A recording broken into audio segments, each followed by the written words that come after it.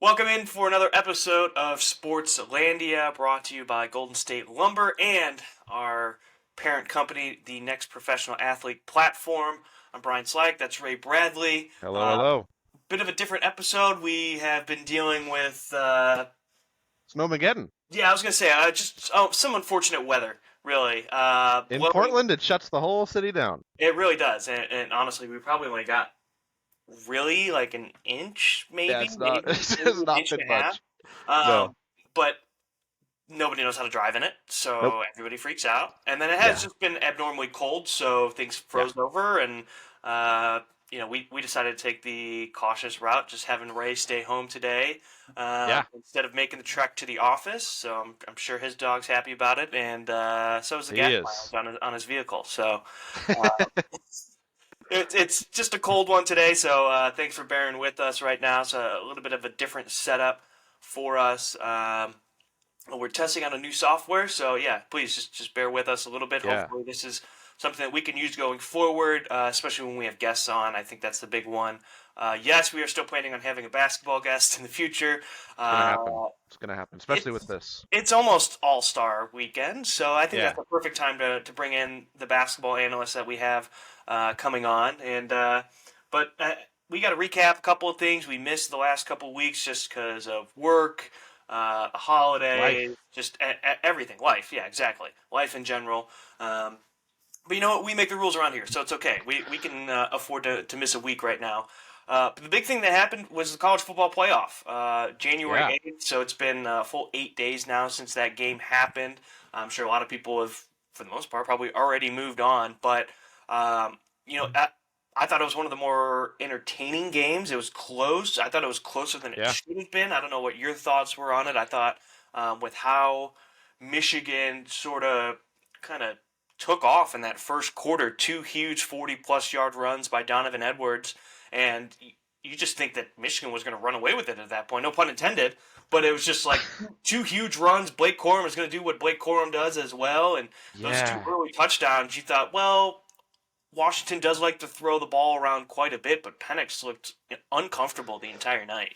Yeah, he was a lot of the stuff that I was hearing was he wasn't just making the throws that he had been making all year, and that it clearly was a problem. If you're not going to make those throws, you can't really connect drives and keep them together. And yeah, maybe pun intended with the running because Michigan just ran all over them, like especially the Corum guy. Like, oh my God, he looks incredible. And JJ McCarthy, the quarterback, did just enough. And yeah, Michigan actually finally got it done. All the Harbaughs were there and looked All the identical. Harbaughs. Like his dad looks identical Oh, to I him know. It's a and his spitting brother. image. Yeah, yeah. No, Jim is the spitting image of his dad, Jack. I mean, they're the same person, just aged, at Yeah, 30 years. I mean, it's uncanny. some Back to the Future, scenarios start to come to mind. I don't know, but yeah, Harbaugh got it done in college. And I mean, for me, the big thing, it's I was rooting for the last of the Pac-12 get this championship. Penix proved some draft stock that kind of fell apart.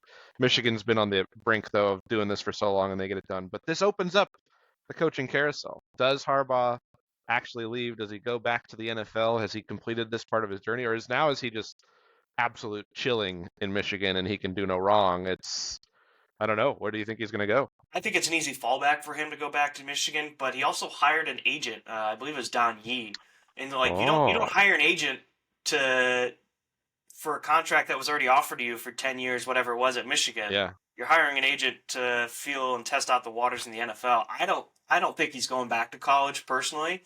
I think Okay. with how college I hope football he goes to NFL.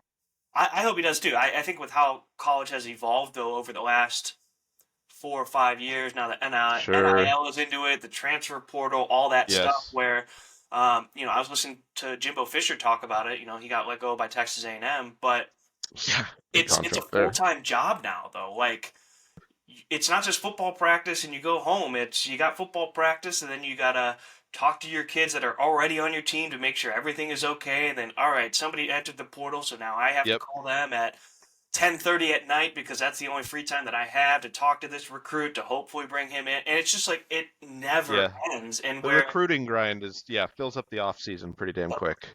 not even just the off season, even the And regular season. I mean, it's true. a nonstop job where you have to make sure that everybody that you've already brought in is happy, that nobody wants to leave or anything like that. And with the NFL, you, you're tied to your contracts. Yes, people can ask for trades and whatnot, but it's more set in stone. You're not having to like re-recruit kids every single year to make sure they stay with your True. program. Yeah. I mean, it's 3 years of dominance by Michigan. Yeah. Do I think it's done? No, I think the team as a whole will keep going a little bit, but I think Harbaugh's tenure in Michigan's probably done. I don't. I think he did exactly what he wanted to do. He came back Yeah. home, won a national title. He's beaten Ohio State 3 straight times. Yeah. In Leave on the convincing. high I mean, and come back to the NFL. I desperately want him back in the NFL. I want more good coaches in the NFL, and I can barely understand why he was let go when he was. He was perennial in that championship game with the Niners. He had like one kind of mediocre year without a quarterback, and they dumped him. So, just butted uh, heads, man. Him and ownership. well, There's always yes, there's always a timeline with Harbaugh, whether it's the school administration, like when he was in Stanford, yeah, or when he's was with San Francisco. That's basically what it was. You had 4 years, 5 years where they were consistently good. They were getting in the NFC title game. They made it to the yeah, Super Bowl, but he wanted too much control. The 49ers didn't necessarily want to give it to him. And so right. those two just started to butt heads, and it's just a natural thing with Harbaugh. It's kind of been everywhere he's gone, except for Michigan. Well, Um, that's the appeal of college is it's like you don't have an owner checking you for the most part at those I big mean, you've programs, got especially. administration that's constantly on you. But you know what you have control of the entire football team as far as those Yeah, decisions. It's not filtered through really any of those people, and there's a little bit of and checks and balances there, but far less than the NFL. So yeah, even when he's now trying to find a job, I'm sure it's kind of like the Belichick thing that we'll get to. It's yeah, he's a great coach, but it's like that's not where this conversation stops for these guys. They want a little bit more, and mhm. in some cases have earned a little bit more. So finding the perfect job for that with those kind of restraints is, I think that's maybe where his challenge will be. But I hope he's back. There's clearly a lot of job openings coming, but another job opening in college that I don't think anyone expected was in Alabama after Saban retired, kind of out Yeah. the blue. I, again, I think it goes back to my previous argument about what it takes to be a head football coach now at the Division 1 level and in the Yeah, ever changing landscape. He talked about it. I believe it was with Chris Fowler, Reese Davis. I don't know. They're interchangeable. Um, they but are. he talked about how it's just even the last 5 years, just everything has changed for him, and he's in his mid to late 70s now. It's not like he's a younger guy. This isn't 15 years ago where he might be more up for. He even said that this year was probably the biggest grind on him out of all the years that he's coached football, especially just Wow. how the team developed at the beginning of the season to where they ended up. Yes, they made it to the playoff, and you know By the skin of their teeth. Yeah, yeah, for all intents and purposes, it was like a successful, not successful season because you didn't end it sure. with a national title, but you did rally to make it to the playoff. But I think that took a lot out of Saban, and it just kind of took most of him out of it. Like, I could see why he wouldn't want to come back. Not because he doesn't like his job or he doesn't like the kids or coaches that he works with. It's just, it is no longer, you know, what it was a couple years ago, where it's just everything is nonstop now in that Yeah, sport. I feel bad for basketball as well at the NCAA level, but for football, you're trying to deal with 100 kids, not yeah, 15, 18 for basketball. yeah. 5 to 8 that you really need to lock down. It's like nah, it's the numbers are so wildly different. Plus the money changes things and the The whole money, I landscape. mean, you think about how instant gratification kids need, or that they need that right away. Like, oh, I was a 5 star recruit. I should be starting this first year, or Hmm. I don't want to sit around for a couple of years. And you're seeing these high level kids, transferring out. I mean, what about to your school, that Malachi kid from Right? USC? I mean, he was a 5 star recruit. Yes, he had to sit behind Caleb Williams, but what's stopping him from starting at USC next year? Like, why did you transfer out? You went to a different school. So it's just like the ever If yeah, changing landscape of having, hey, I'm good. I need to play right now. I don't feel like I need to develop, or the best way for me to develop is getting into the game and playing. Well, this is yes. not. not necessarily true all the way. I mean, I'm going to hate myself for saying this because it's happened the last couple of quarterbacks for this team, but look at Green Bay. Their last two quarterbacks. Now, Wow, Jordan, you're saying this. I know, and it pains me to say this Here because I'm we a go. Bears fan. But like Aaron Rodgers sat for 3 years, and then he became Yeah, an All-Pro quarterback, and now you've got Jordan Love who just sat for I believe it was 3 years, maybe it was 2 yeah, years. yeah. No, I Um, think it was 3. but like, look at what he's been able to do. He sat behind an All-Pro quarterback, learned the game, learned what he needed to do to run that offense to be productive, and God damn it, I hate saying it, but he was fucking good this year, and like he shouldn't have been. Wow. And No, and he like didn't even look good the whole year. There was no, he didn't. He huge didn't look rocks good. and bumps. The first 7 weeks. The team wasn't No. good. They were 2-5, Yeah. but like that is a natural growing curve, though, of intaking Yeah. everything that you had for the last 3 years and then processing it onto the field in real game situations. Like that is a natural curve that you're going to have. Like you Yeah, and need to they're be able to play and learn, oh, this is why Aaron did it this way, or what he saw out sure. there and he did it this way. Now that I'm actually out on the field, I can see that. It's not just on tape. It's not just on Yeah. film. I get an actual chance to do it. And so, like that's why I think Love had as much success as he had this year. And so that's why I think in college football, you're getting all these kids that are just bouncing around from here to there to here to there. And, you get 1 or 2 years at this school and another year or two at this school. And, well, with how the last 5 years ago, I got a COVID year of eligibility. Why don't I go to my third school? Or, Sure.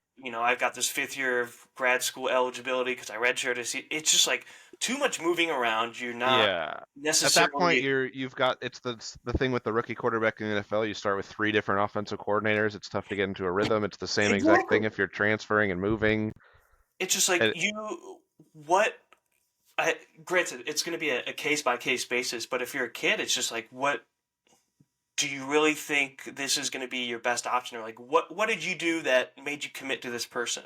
Did you commit for the wrong reasons? Did you commit because it was a bigger school, not necessarily the coaching staff or the offense that really fit what you wanted to do? It's just like, sure. I'm using the Malachi as an example just because Yeah, he's yeah. the most recent one, but like USC, you go to USC because it's USC. Like, the big name quarterbacks go there. You're from Southern California, you go there.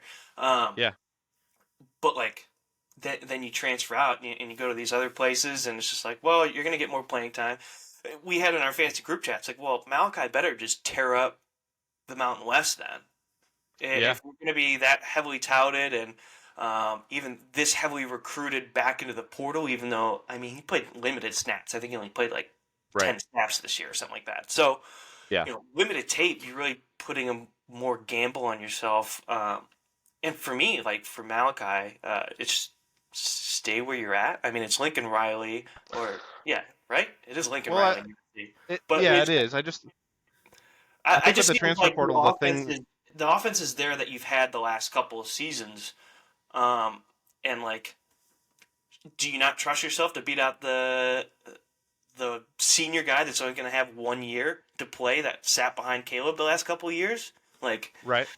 Well, and it may be a any number of things. The thing that I like about the transfer portal is the organization or team or school or whatever has to prove to the player that they actually value them enough more than just the recruiting and the pitch, and they have to hold up to those promises. So it could be things on that end that he was kind of promised things that weren't coming his way, or he just didn't enjoy being in that organization and the way they run things that were maybe a little different than he thought, and he gets a chance to go somewhere else to a fresh start, a new organization.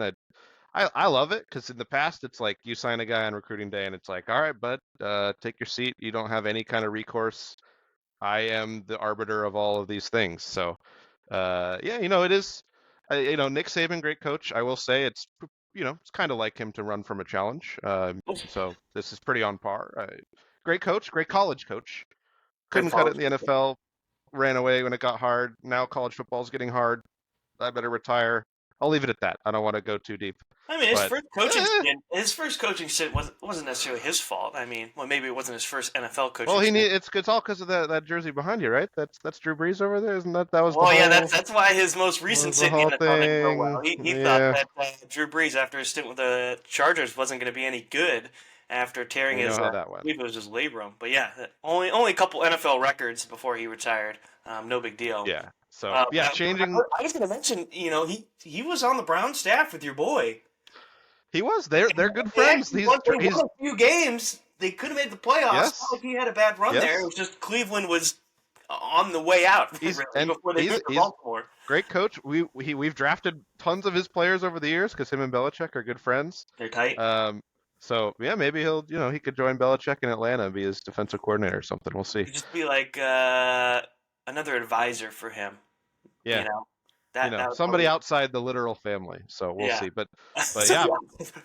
oh, But yeah, I so quickly though that position filled up for yeah, Alabama. Caleb yes, DeBoer, who was just in the national championship game, I believe, was only his second season at the University of Washington, yeah. already jumped ship. And jump ship's probably not the right phrase because it's not like he was running Yeah. from anything, Well, but it's I an think the people on opportunity the that first ship might, think that that's a good analogy. All the UW fans, they got to feel, you get there, you're in it, you're finally in it, and then the guy leaves for Bama of all places. It's that I could see them being upset because a little bit. obviously if your head coach leaving, like for reference for me, when Jeff Brom left Purdue to go back to Louisville, it's just like, damn it, like Yeah. this is a guy that was putting Thought some you were work. different, man. Thought Yeah, you were different. seriously, and he had already passed that job once before, so it was like the second time the coaching carousel came open for Louisville, he jumped at it, but it was just like, man, this was a guy that offensively was creative. He was getting things going for us. Yeah. We were in the right The whole direction. We program. were literally at that time. We were Remember? just in the Big Ten West title game, so it's like this is our guy. Yes. Yeah. And then he leaves for Louisville. Yeah. DeBoer's a little bit different. He didn't go back to his alma mater, but it's a It's hard job to this pass up. happens a It's lot Alabama. now.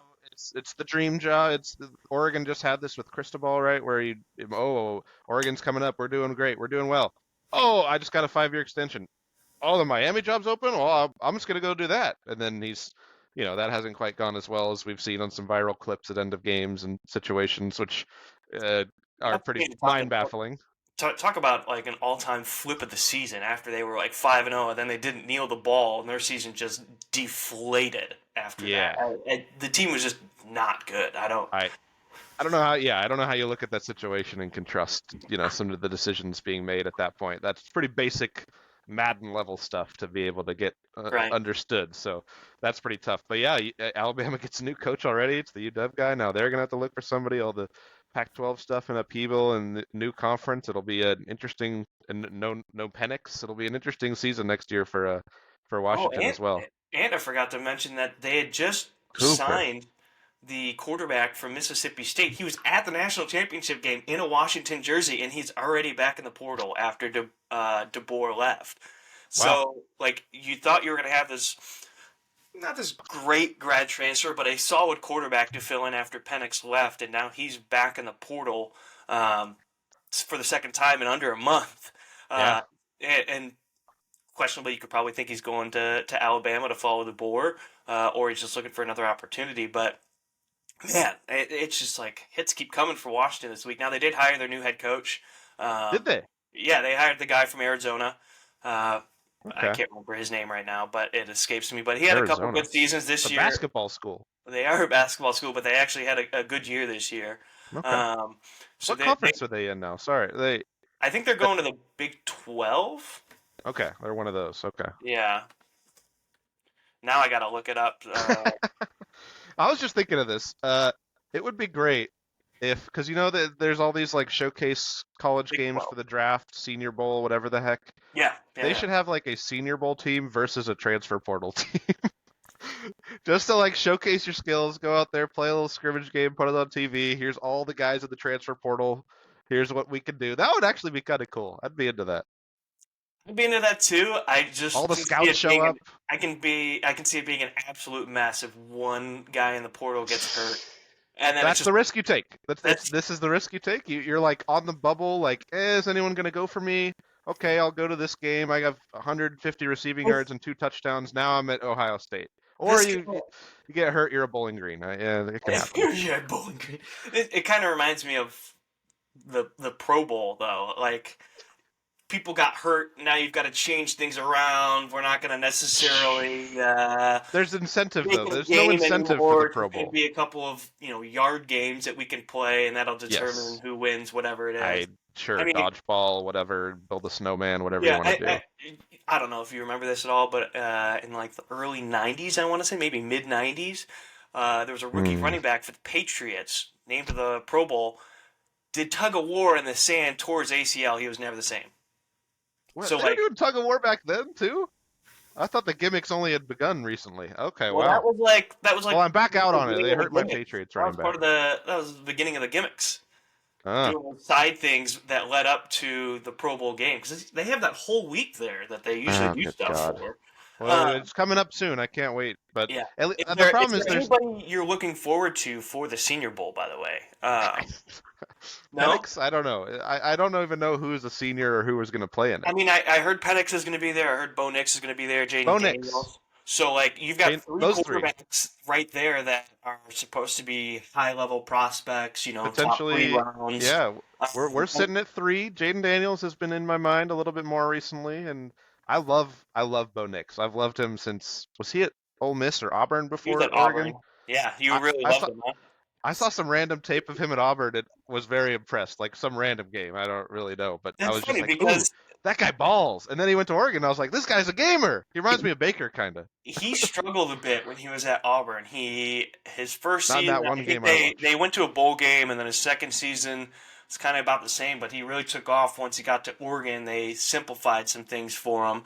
Um, He set the completion percentage record for a single season, yeah, which is a. I was the first to be like, yeah, Sam Bradford has the NFL record. Like, I'm not. That's not the best yeah. stat, but Well, it is impressive. you look at what It's a Oregon start. does. Oregon does a lot of timing routes, short Yeah, timing routes. So yeah. it's just slants, outs, ins. It's the Brock Purdy special. Yeah, Yeah, exactly. So, I'm not too surprised that Bo Nix set the completion percentage record, but I what happened with him at 70 Oregon something. compared to what he was at Auburn was he just became more accurate though. Like you could tell that he worked on that. Like it's I not like just a that. timing thing in I Oregon. like I that. thought he actually worked on his accuracy. Some of his pocket awareness too.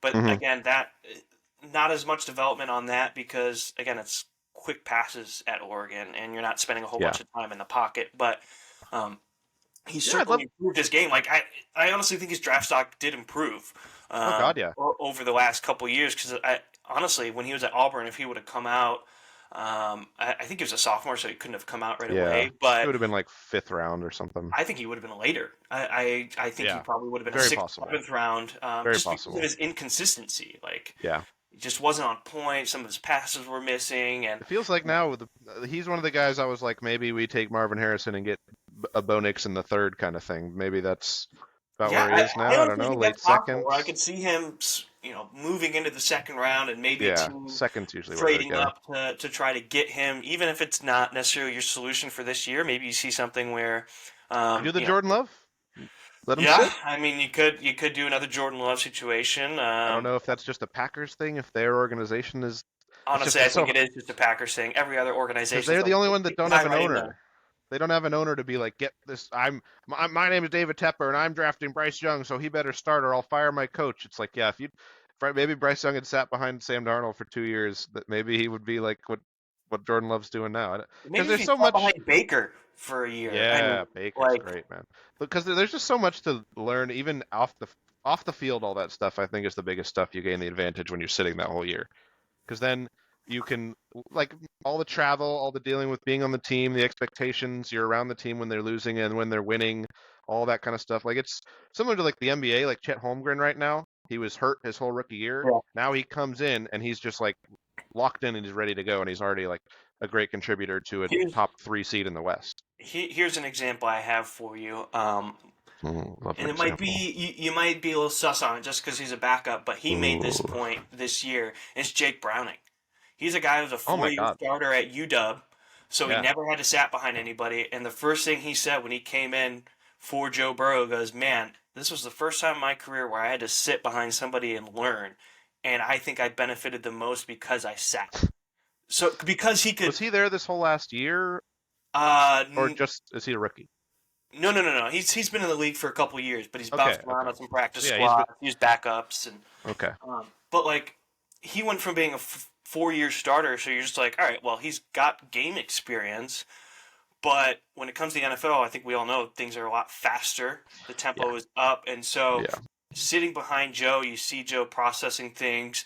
I mean, you always see it on TV. The backup quarterback is always next to the starting quarterback once they're on the yeah. sideline, Every looking over the series. pad. Yeah, exactly. Yeah, So it's just like they're talking with each other. And Browning talked about how beneficial it was to pick Joe's brain while being a backup. And, you know, it goes back to just taking time. yeah, Where, like, is Browning going to be a starting quarterback? Probably not. No. But he certainly made himself a serviceable backup yeah. Yes. because He he knows kept what him in he's it. looking for now in the defenses, what he can do to manipulate them. And that's something you just don't necessarily learn when you've got, 6 people coming at you all the time and you're running for your Yeah, life. I mean, yeah. you can't But develop when Bryce you're Young. trying to do that stuff. And so taking that extra time, I think, benefited him more than most people would. But the NFL is a satisfactory league where I need answers now. And so you don't get a lot of rookie quarterbacks that sit. You just don't. Because No, everybody's like, well, we spent high draft capital it's on him, so yeah. we need him to go in there right now and start playing. But in reality, it's Especially yeah, year to actually messed year. up a lot of people. Yeah, and more recently, it's it used to be like 8 weeks, six, or it used to be like more multiple years. Then it was like 8 weeks, 6 weeks. Then it was like no, you're starting day one. Most of these Yeah. guys top five. So yeah, People get that's restless. kind I of the mean, way it's gone. I say this as a Bears fan, but like they did it the last 2 quarterbacks that they drafted. It was you brought in Mike Glennon to be your starter, your bridge starter after you Oh man, you I forgot drafted that. Trubisky, No, and that then was terrible. God, they gave well, both those trust guys me, you contracts. don't That you was don't need to tell me. I know it's okay. terrible. Oh yeah, I just remembered myself. Sorry. Okay. But Oh, like, so oh, bad. Mike Glennon's going to be our starter. So it's like, all right, Mitch is Yeah. going to sit back and watch. Well, Glennon sucked for the first 4 weeks. Fans were restless. Coaches were like, well, I don't know what to do. And so we started Trubisky, and it's like, Yeah. he did fine. I Yeah. guess he was serviceable for moments, but Sure. it didn't help his development. And then you did the same thing with Justin Fields. You brought in Andy Dalton. You said Just Andy Dalton different was going play to be your starter styles. almost Yeah. immediately after you signed him, and Different then you draft Justin offenses. Fields. It's like, well, what do you expect? Justin Well, we'll Fields see is what a better the maybe. athlete. He's a better. Well, I don't know if Yeah. he's a better quarterback, but he's a better player than Andy Dalton is at that age. But Yeah. you're going to have him sit, and then 6 weeks later, you're like, well, Andy's not doing anything. This offense is Sure. pretty stagnant. Let's put in the rookie. And then you proceed to let him get sacked 8 times against the best defensive line in the Cleveland Browns that year. So it's just like But who's counting though, right? So it's well, that's burnt. it's It's burnt into my memory, man. Like it's so this coming year, do you think they'll start Caleb Williams right away, or they'll let him sit behind Fields for a couple games? Dude, I heard a take the other day that I almost couldn't believe.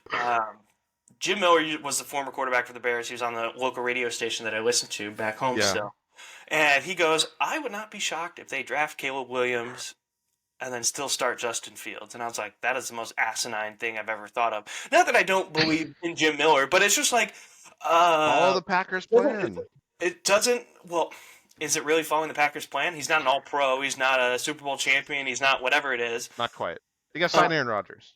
yeah, well, yeah. That Well, always no, works out. no. If history shows us anything, he's getting traded to the Vikings this offseason. Um, Yeah. it's just They need a it doesn't make any quarterback. sense. Like you would want to trade the first pick if you were going to keep Justin because you can get a haul back. Anybody's going Yes. to try to move up to get Caleb Williams. Like Yeah. that's not a crazy thought.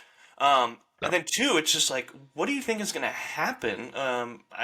He said it was going to create competition in the locker room, which like, okay, I can It's going to maybe create see that. division in the locker room. That is my next point, though, is like there are certain people who are, we want Justin right now, we like Justin, yada, yada, yada. But who's to say that once training camp gets going, it's like, well, maybe Caleb is just throwing the pill around. And Yeah, hard enough to quarterback's keep the one that. position you do not really want competition at, like at all. Like, there's a I reason want, I that want it's some called a quarterback competition because I don't want controversy. my quarterback to be complacent and where he's at. Like, I want some competition. I want, like, a little bit nipping at his heels. I don't want a I full-on starting guess. caliber quarterback right behind him, though. Like, that's. No, Do I you see want a what I'm decent. saying on that, Yeah, I though? want a decent backup. I don't want two top five picks where it's like, who do we go with? It's like Exactly. the locker room very quickly splits. Like, and then And then it it's goes back to the if you unrecoverable. got 2 quarterbacks, you got no quarterbacks Yes. situation. And Although it, I still think we're waiting for the future of the NFL offense, where you just have two quarterbacks on the field,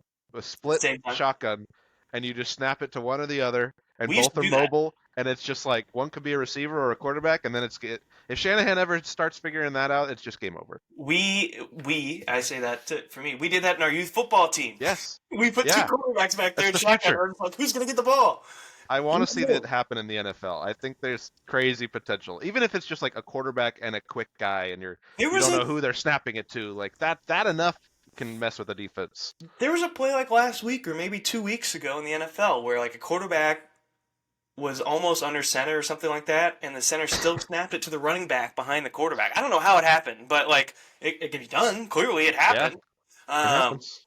but yeah, I don't know. With the whole quarterback situation. I mean, there's so many moving pieces, but I'm not even sure how Yeah, we got onto this whole topic. I think we were talking about Jake Browning and just like having a competent backup. But sitting your yeah, quarterback, I think benefits more than it hurts. It really just depends on can you be patient. yeah. Like if Desmond Ritter had sat, although he basically did. He sat behind Marcus Mariota that whole first year. Maybe that Yeah, wasn't in the enough. first 8 games. Maybe Again, well, that's still not and a even when full. that was happening, I was like, why is he not starting? Why are you starting Mariota? So yeah, I can understand both sides of it. And how much did that help? How much did the Arthur Smith kill him anyways? Is he gonna get another chance? I don't know. I honestly think Ritter is just destined to be a backup now, and it's Yeah, nothing against him. It's unfortunately the system that he was put into with Arthur Smith and yeah. the Atlanta Falcons just not knowing what the fuck they're doing half the Well, time. you don't want All to the use your talent they have. drafted players. You don't want to like give them the Oh yeah, ball I don't. away. I don't want to That's give Bijan crazy. Robinson the ball. I don't want to give Kyle Pitts the ball. I don't want No, to give no, he's a Drake London the blocker. We ball. Are you drafted him to kidding me? block. Those three guys, those Pass are protection. paperweights out on the field. They're useless. We don't need them. It's sad that my defining memory of Desmond Ritter will be him throwing a pick six as a toy In the Toy um, Story game. in the Toy Story game. That's pretty much like the one memory I have of him playing football, and it's not a good one and not actually him. So Yeah, no, that's kind of tough. that's funny though. That's good. No, I like that one. All right, so the NFL playoffs started this past weekend as well. I thought we had some decent games, and we had some that just We had weren't. one. We We had we one decent game. uh, I thought Dallas like made the Green Bay game a bit more closer, but that score obviously didn't I dictate how I close. did love that game. I I'm did not going to too. argue with that. Listen, Di- That's hilarious. here's how it unfolded for me. Aaron came Yeah, you're home. very conflicted on that one, I'd imagine. Aaron came home and she knows my fandom. She knows where it's at. She goes, "We're cheering for the Cowboys, right? Like, boo the Packers." I was like, "Yeah, yeah, absolutely. We're not cheering for the Packers. Absolutely not. But I don't want number 4 to score for Dallas." That's how it was. So I was working at a major shoe apparel company's headquarters, Huh. and Hmm. Huh. Dak made an appearance this summer. One of the guys that I work with Oh. helps train some of the athletes and whatnot. Apparently, Dak is kind of the biggest asshole and super full of himself, which I'm not terribly surprised, Huh. especially with the other amount of athletes that had came in at the same time and they were all pretty chill, according to my buddy. Once I heard that, I already knew I didn't like Dak because from listening to previous interviews, it's like, who says their favorite color is gray? What are you, fucking 90? Like, it just Gray? doesn't. Yeah.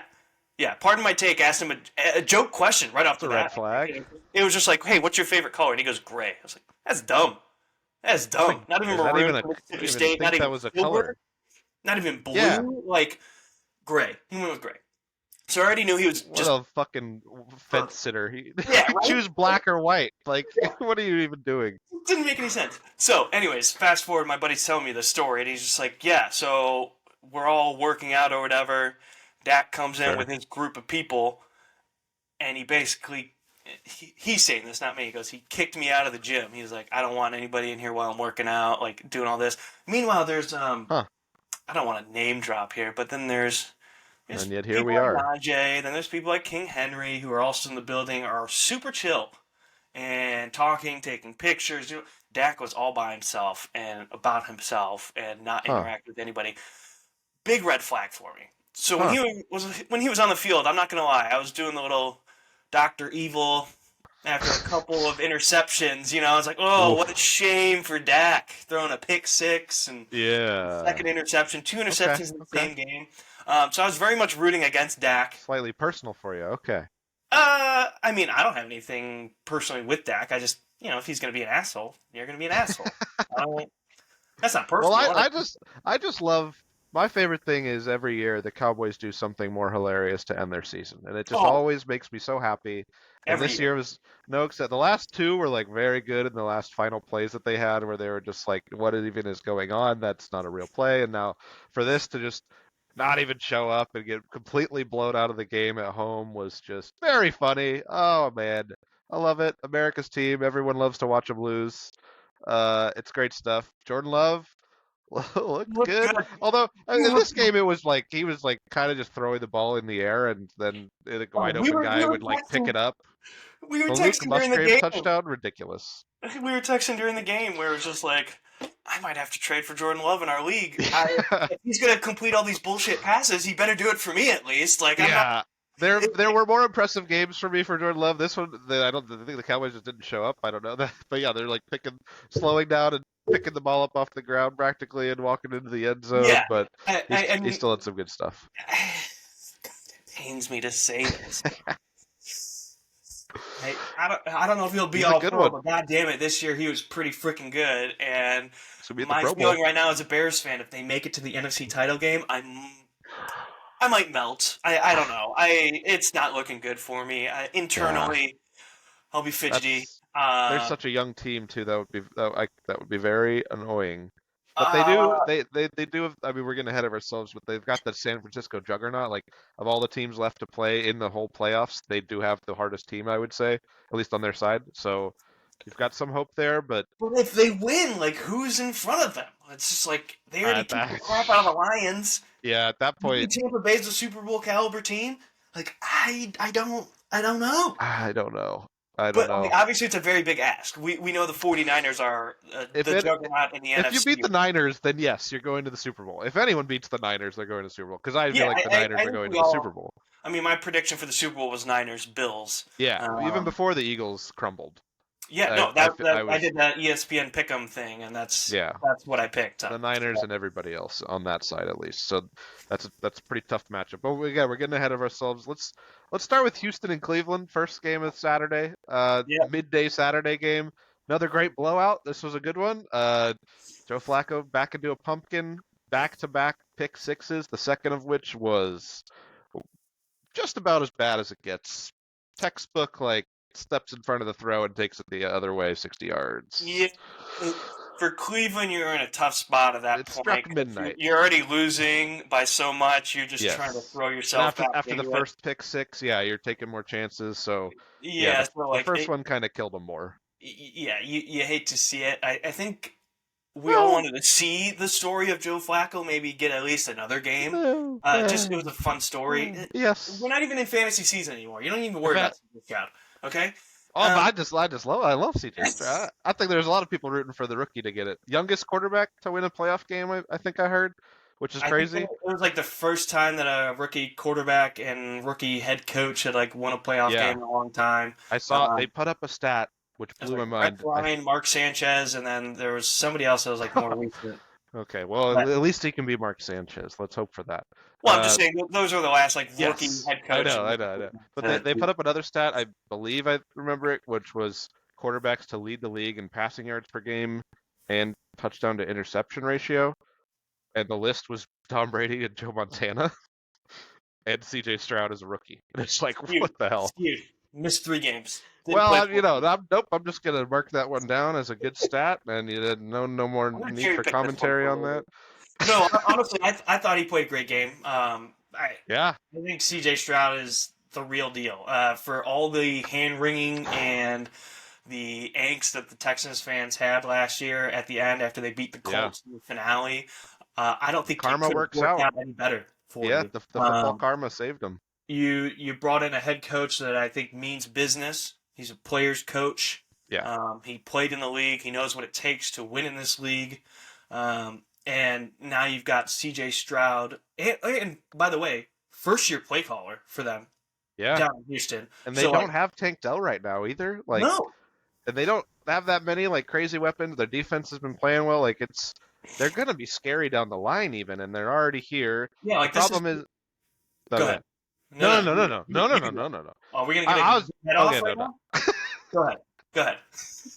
My only problem is now they play Lamar and the Ravens, which is my other favorite team that I'm rooting for. So I would have liked a little bit of a mix up there, but it does mean one of my guys is in the AFC Championship, so that's pretty good. So that's something. But yeah, CJ Stroud very impressive even against that Cleveland defense, which even although when they've been on the road, it seems like they've been a little bit more beatable. I don't know if that's Definitely, that's definitely the case. They're much better yeah at home.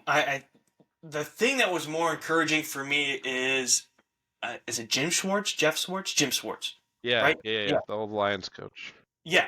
Well, he's the defense coordinator for the Browns, and he's a blitz Yes. heavy guy, and Yeah. that's where CJ struggled this year was under pressure when he was blitzed, Yeah. and I thought Yeah, he when he handled has a it clean well. pocket, it's pretty tough. But yeah, he had a couple big time throws where he literally just got it off and then got smashed. Yeah, no, And it's and like that's impressive. that's a sign of a good quarterback right there. Yeah. He's not afraid of the rush. He's not focusing on the rush. He's still No. keeping his eyes downfield trying to complete the pass. And Too many and times yeah, to be you able to see a make the quarterback that just throw, is too worried about a guy that beat his lineman and then coming up the yeah. middle. It's like you can complete the pass, just throw it, but you freak out. You're trying to get out of the pocket, then you Yeah, get to sacked, to and nail the throw when you know you're going to get smashed is that's kind of next level. one of those final level things that it's like, okay, especially in playoff football, it's because it's just that slight moment to moment, and it's like, yeah, you're gonna get to me, but guess what? I'm still gonna complete the pass for 25 yards or whatever right before you get to me. That could be so incredibly frustrating to the defense as well. So I was gonna he say is this is scary.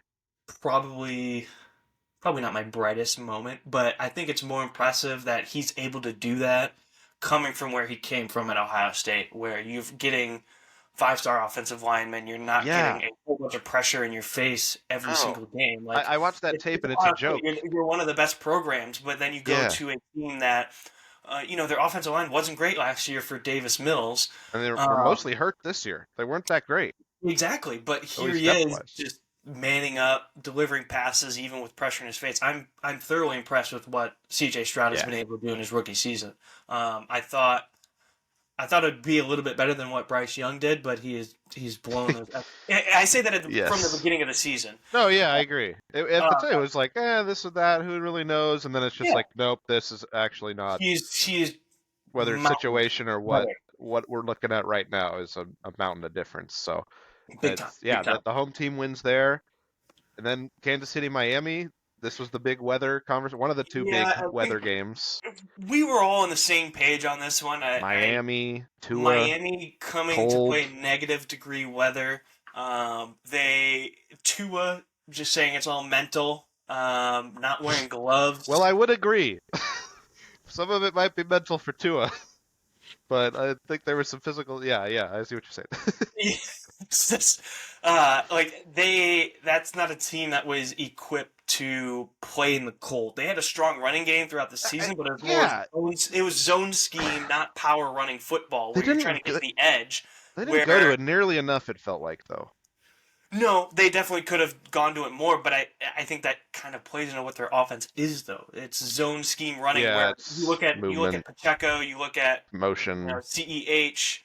Those guys are Yeah, he putting played their well. head down, running through the line, trying to create contact almost. Where Miami is trying to Find the angle, avoid get to the contact. edge, And I speed don't and mean that in a burst. negative way. Obviously, football's contact sport, but just like the zone scheme running Yeah, game for them is 100%. getting to the edge and trying to beat the defender. Where, like I said, Pacheco and then they run angry. They're putting their head Pacheco. down. Pacheco runs all kind. Oh my God, man, He just like hurts the He's a field. vertical runner, but it's not like vertical on the field. It's like vertical up and down on his body, Yeah, and he just gets his little legs going and like a he's built. locomotive.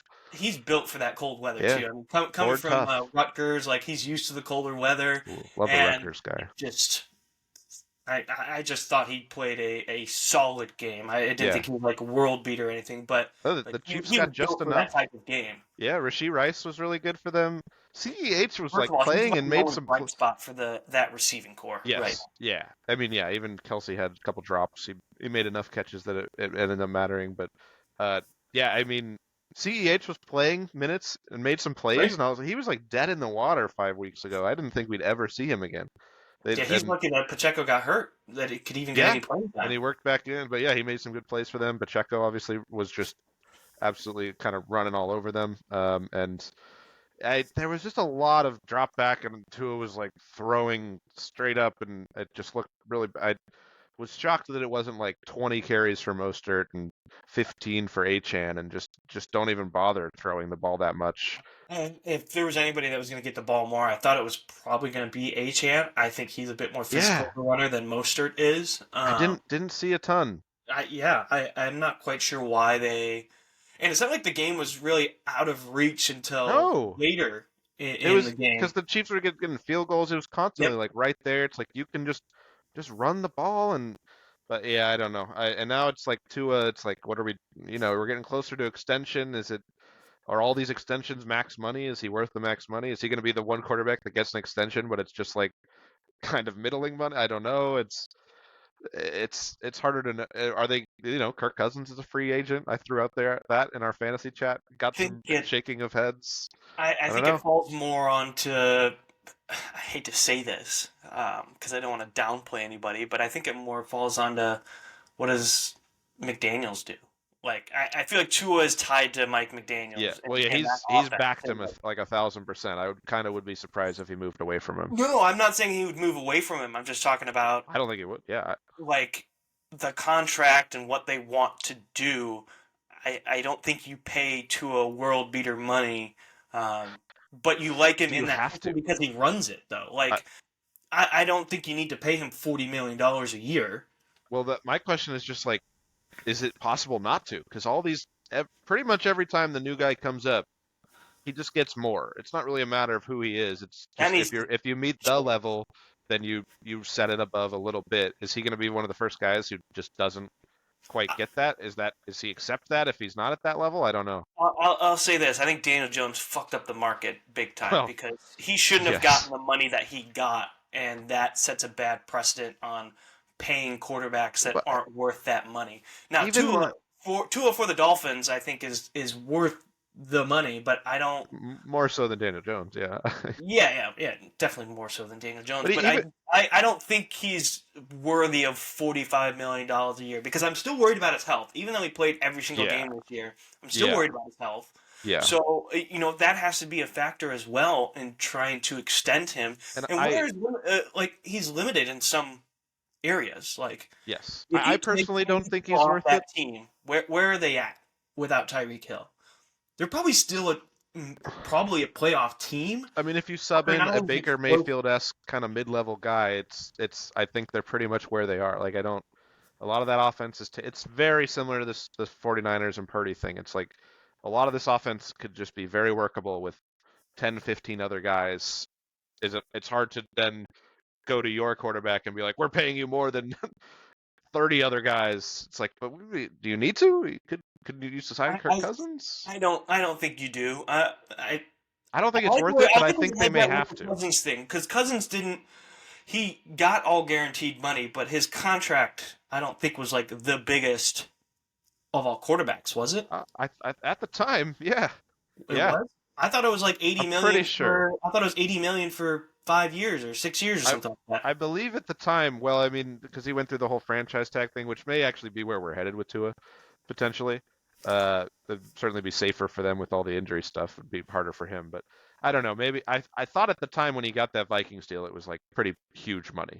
Maybe it was just guaranteed stuff that he set, but Well, uh, it was all guaranteed. That was the big thing for him. yeah, So his but base salary, I'm talking about Kirk Cousins.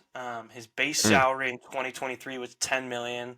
His base salary in 2022 was 5 million, but he had a 16.25 what million this? dollar Yeah, I don't. contract signing. I can't Like get into NFL contracts. They're so funny and hidden they're and so wonky because it's a large yeah, number, but how much of it is actually guaranteed? That was why yeah. Kirk's contract was so unique, is because every single dollar on that contract was guaranteed.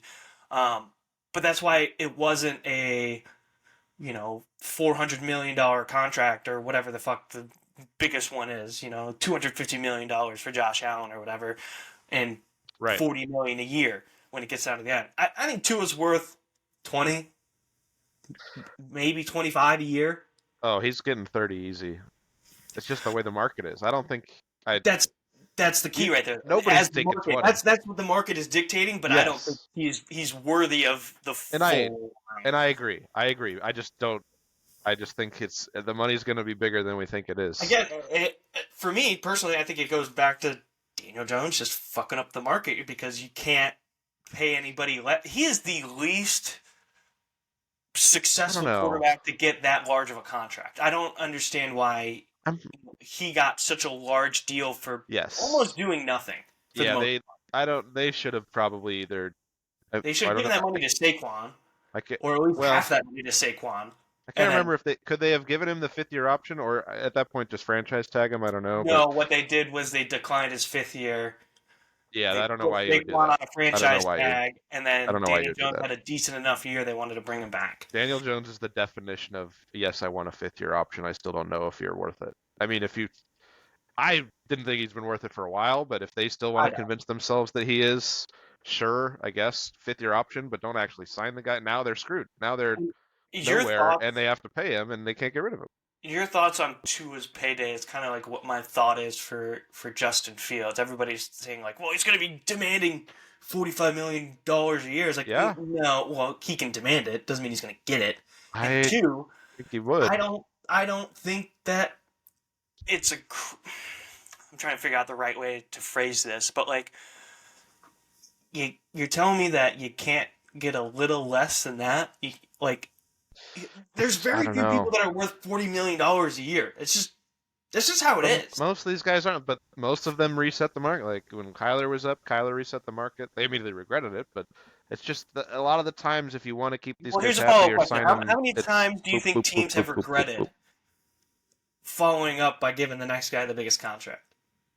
I Like think Arizona, I think is Kyler, one. Now that you said Kyler, Kyler, I think that might be one. I don't think they Kyler, necessarily give him all of that. Kyler and Daniel Jones for sure.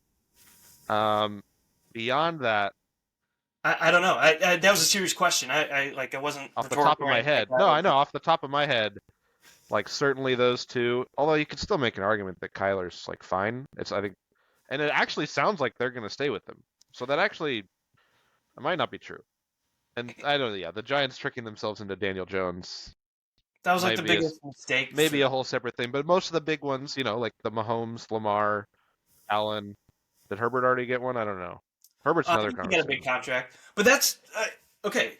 Listen to me So on this one for overrated. Herbert. Herbert's And so what has overrated. Herbert done? Has Herbert elevated I his team speak in to my get language. I think he's a good quarterback, but he hasn't elevated his I team think to he, playoff yeah, status. I think he's a good quarterback, but I haven't really seen a ton of evidence in actual games that he needs to win. He can put the stats Games up, he but needs to can you win win. the He needs a game? couple guys to not get injured that he needs to throw to as well. I I'm don't not know. putting all the blame on the Chargers' He's woes had better on he's Justin had better Herbert. talent around him than Lamar for Yeah, no, ages. I don't disagree He with hasn't that. had he's had worse coaching for sure, and Well, but he's had a but it better also doesn't offensive help that talent. his defense has been Yes, ass the but last couple of yeah, years. I mean, like it's but he only plays on one side of the ball. yes, yeah, but yeah, it bugs me that it seems like Herbert is just like a no-brainer top echelon guy, and then Lamar, it's like, I don't know, and it's like, what? This guy's done way more than Herbert. I don't No, really I think understand this. I definitely would put Lamar above Herbert. Herbert So hasn't proven anything. Like he's proven that he can play in the league yeah, without a doubt, but it I don't think seems he's like he proven that could be he one can of be a those guys. consistent, dominant winner. Yeah, But we'll yeah, see if they maybe get a real coach this offseason, which there's some but real yeah. Oh, candidates. the other thing I want to talk about with that Chiefs Dolphins game, Yeah. the helmet that came off, the part of the helmet that came off from Okay. Mahomes. I keep hearing this. I guess I missed this. This You seems didn't see crazy. it? I Oh don't my think I goodness, did. it was like all over Twitter or All X, right, whatever it is. I'll look on the Twitters. Oh man, he first of all, there were people What that were happened complaining. last night? Didn't someone Baker like took his helmet off mid-game and got a new helmet all of a sudden, and I was like, what's going on? That might have been a comms issue. Yeah, that They may have always been. have backup helmets just in case. But no, Patrick Mahomes went to go like run. He was going towards the end zone, lowered his head, created contact with the crown of his helmet with the defender, and a chunk Wow. of his helmet, it was so cold, popped off. Not I'm the seeing sticker, this now. the actual Yeah. helmet. That Um, seems crazy to me. That's the whole design of a helmet is to not It's not like a Subaru where it crumbles around you. It's Yeah. definitely not supposed to do that. The greatest meme I saw off of that though, it was side by side. It was Patrick Mahomes with his just a picture of Patrick Mahomes. His helmet popped off. You see the little black underneath where the red is, and then in the other frame, it was Spider-Man after he fights the Green Goblin, and he's just like half of his mask is gone, and he's all beaten up. And Oh um, yeah, oh I yeah, thought that was an entertaining meme. I that's honestly, pretty good. that's all I really took out of that game. I think we all knew that the Chiefs were What going to else could you win take? that one. Yeah, I, not too much to it. it does. Um, I will say, yeah. absolute dumb luck by the Chiefs. They get the absolute worst weather possible that makes this Dolphins team completely inept, Oh, and I they get a know. home game. Like, I don't know, just completely the luckiest situation they could be in. Well, they have to go on the road for the first time in the Mahomes era. Yeah, So and beat a team that has absolute ghosts about them the last time they played in the playoffs. yeah, well, 13 seconds. That's all you got to say. I would not be it's a surprised if different they beat team the though. It's a Bills. different team. As in, Is it? no, no, Is no. it? I say that in Kansas City's offense. It's a different team. Yeah. Can you guarantee that Is Patrick it? Mahomes is going to complete all those passes to receivers in the final 30 seconds or He just whatever it needs was? if he's got Rasheed Rice, if he's Okay, got Travis Kelsey, I think well, you're in you even said business. that Kelsey dropped a couple passes the other day. He still So he ended up with like 7 for 70 somehow. yeah, He did well, he dropped that one on like third down, and they didn't, and I was like, cut to Taylor Swift, and they didn't do it.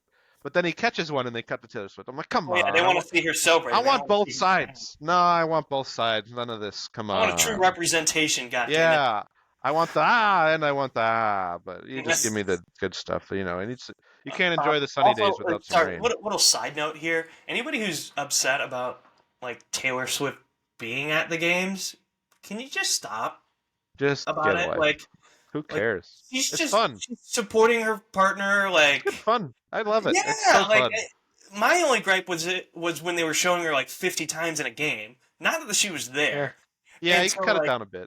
yeah, so that's all I was asking. But then I don't again, care I if was she's there at actually the game. asking for them to do it. They didn't, so maybe I'm the wrong one But to ask. that But there was a difference. You wanted that done in a down moment for Travis yes, Kelce. yeah, I don't want. Yeah, But like there was a dude on Twitter that thought he was just slam dunking on Taylor Swift. It was like, this is what happens when you let women in sports. It was like, just shut the what? fuck up. Get What off of happened? Twitter. What? Wait, what? What happens? What does that even mean?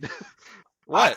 She was just doing like their little dance thing, whatever they were doing at the Chiefs game in her box, and the guy was upset about it. He was just being like That's so toxic stupid. masculinity That's bullshit. so It was so just stupid. let it go, bro. Yeah, who Like cares? just let it go. It's okay that other people like this sport. Like Yeah, it's fine. Chill out. I like. Oh More, my God, like more people should like it. Who cares? It's so stupid. yeah. Oh my gosh. It's just like It brings in a new audience. But yeah, we've got some people in our fantasy chat who get really mad every time it comes up, and I'm just like, well, I don't get it. I don't It's either. good Like fun. I get being upset if it's just like No one's being hurt. This is one of the good NFL stories. We don't get that many of them. exactly. I was gonna Like, say if you're upset that it's like every half second they cut to her, okay, I can understand a bit of a gripe about that. But her just like being at the game and and them showing her like maybe 10 times throughout the entire game after a I big play or she's the biggest celebrating or pop star whatever. in the world. They're gonna put her on TV, Yes, exactly. and Like for oh good my reason. Half the people watching those games now, or not half, a portion of the people watching the games now are watching for her. So, okay, yeah. but we got to start moving. We've only got 2 free hours on this app today. We've gotten through 2 games. No, we've gotten through more than two We've games. gotten through more than 2 games. We've We're gotten going through through. 3 games. I think we're spending more times on the blowouts than I thought, but it's good stuff. But yeah, Well, here we don't have to spend a lot of time on this one, but Buffalo taking care Buffalo, of business Pittsburgh. That's against. what I was gonna say. Yeah, they just took care of business. I think we all knew that Mason Rudolph was going to be a Has bit no more out of his business. element. He did have a Has couple touchdowns, he but sucks. He yeah, sucks. he's not a He franchise sucks. quarterback. They have Pittsburgh's no in some business being in trouble. the playoffs without TJ Watt. It was just Yeah, never a game. It was never a game. no, it wasn't. Buffalo went down, scored a touchdown. I was like, oh, well, That's just what it's going to be the rest of the night. that was it. And then they did it again, and then it's like, okay, it was fun seeing them all throw the snow in the air whenever they scored. Like, and then Allen had that 50-yard touchdown run where like they just He didn't like tack. did a They just weird didn't feel like stutter tackling step, him. and Two guys were right there. They're just like, just go between us. Whatever. It was like the Eagles level of tackling. It's like, we don't need to bother. But that bugged me last night. the one thing I will say from this game, not from this game. The press conference after Mike Tomlin asked the question. So barely asked the first half of the question. Someone goes, "So Mike, you've got 1 year left on your contract." He walks out. End of What? press conference. He just and walked out. walked out mid-question. That's the end. That's all we'll see him for this year. So I would we'll say he's see. probably There, leaving. I there mean, weirdly has been like some hot seat in this scenario because some Steelers fans are like, we got to get him. And I'm just like, I don't understand it at all. This guy seems like a great coach dragging bad teams to it's the playoffs every year without a quarterback. that's their issue though, is they get to the playoffs, but they Well, haven't won he's a not playoff game. They haven't won a playoff game since 2015. That's Well, he hasn't not had a good quarterback since 2015. Like they're not giving him any help. He's had a guy named no. I Duck. mean, they're not. They drafted He's Mason had a Rudolph. quarterback named Duck. He's had Mason Rudolph in Oh, 3 I different forgot stints. about that. Duck Hodges, yeah. Yes, I forgot about Duck Hodges. He's had Mason. We've seen Mason Rudolph 3 Two more different times. times. Yeah, Okay, and he's been bad every time. They signed Mitch Trubisky, who is Mitch Trubisky, they knew and that he was then going to be the backup. the final 3 years of Ben Roethlisberger were horrible. He was Yeah, terrible. yeah, he It could was barely throw the it ball was a 10 times. miracle they won any of those games. So I don't really understand what he's supposed to have won with these people. He got to the playoffs. Like, holy shit. How did he do that? I don't know. That should Yeah, be I a mean, good job. If you're going to fire him after that, like you're not going to have much success without him. I don't 15 understand years it. without having a losing record. Yeah. Um, And and these have it, been some losing teams that has not lost with. Like that was the whole yeah, thing this whole year. They were winning games they had no business winning. So yeah, at the beginning I of the don't season. understand that at all. If they fire him, he's going to be a fantastic candidate for an actual team. So I would There be were rumors careful that the before you Bears do could something. trade for him, and at one point I was like, That would be awesome. not against it. That would be awesome. Um, But it seems but like I, they're it's, very happy with their guy. I think he might be on the way out. I don't know. Just it's not just like the fandom. I've heard rumblings that the organization's a bit off Yeah. by the fact that they haven't won any playoff games Well, despite fire the having GM. winning records and such. Fire the GM. I don't get I it. don't even know who the GM is for. I for actually don't Pittsburgh. either. I have no idea who the GM is, but I mean, for ages they had Matt Canada as the offensive coordinator, right? Who was holding them back, and they finally fired him midseason. And they got a little better, Lamar but Tom is his name. okay, how long has he been there? Jesus, Um, probably forever. It's the Steelers. But yeah, yeah, right. They never fire anybody. I He's been think he's only been the general manager. This is going to be his second year. He started in 2022, so he hasn't been there that long. He's interesting. been So with the organization since 2001, but he's only been the GM for 2 years. to me, his coaching has far outdone what the rosters he's been given has been. 100%. So I don't It'd be don't get it. idiotic to let him go. Yeah, unless it's just like I guess it's time kind of thing, but I don't really think it is. I think we kind of did Green Bay Dallas. Yeah, we don't need to do that one. The only close game of the weekend, which I think a lot of people were keeping an eye on just because of the storyline, Stafford going Yeah. back to Detroit. Yeah, The great golf narratives. revenge game. Yeah, I thought Stafford was a bit salty after the loss. Did you see his post game No. presser? Oh, somebody you asked got him. 1 year left on your contract, Stafford. And he No, walked no, out. no, no. Oh, okay. A little different than that one.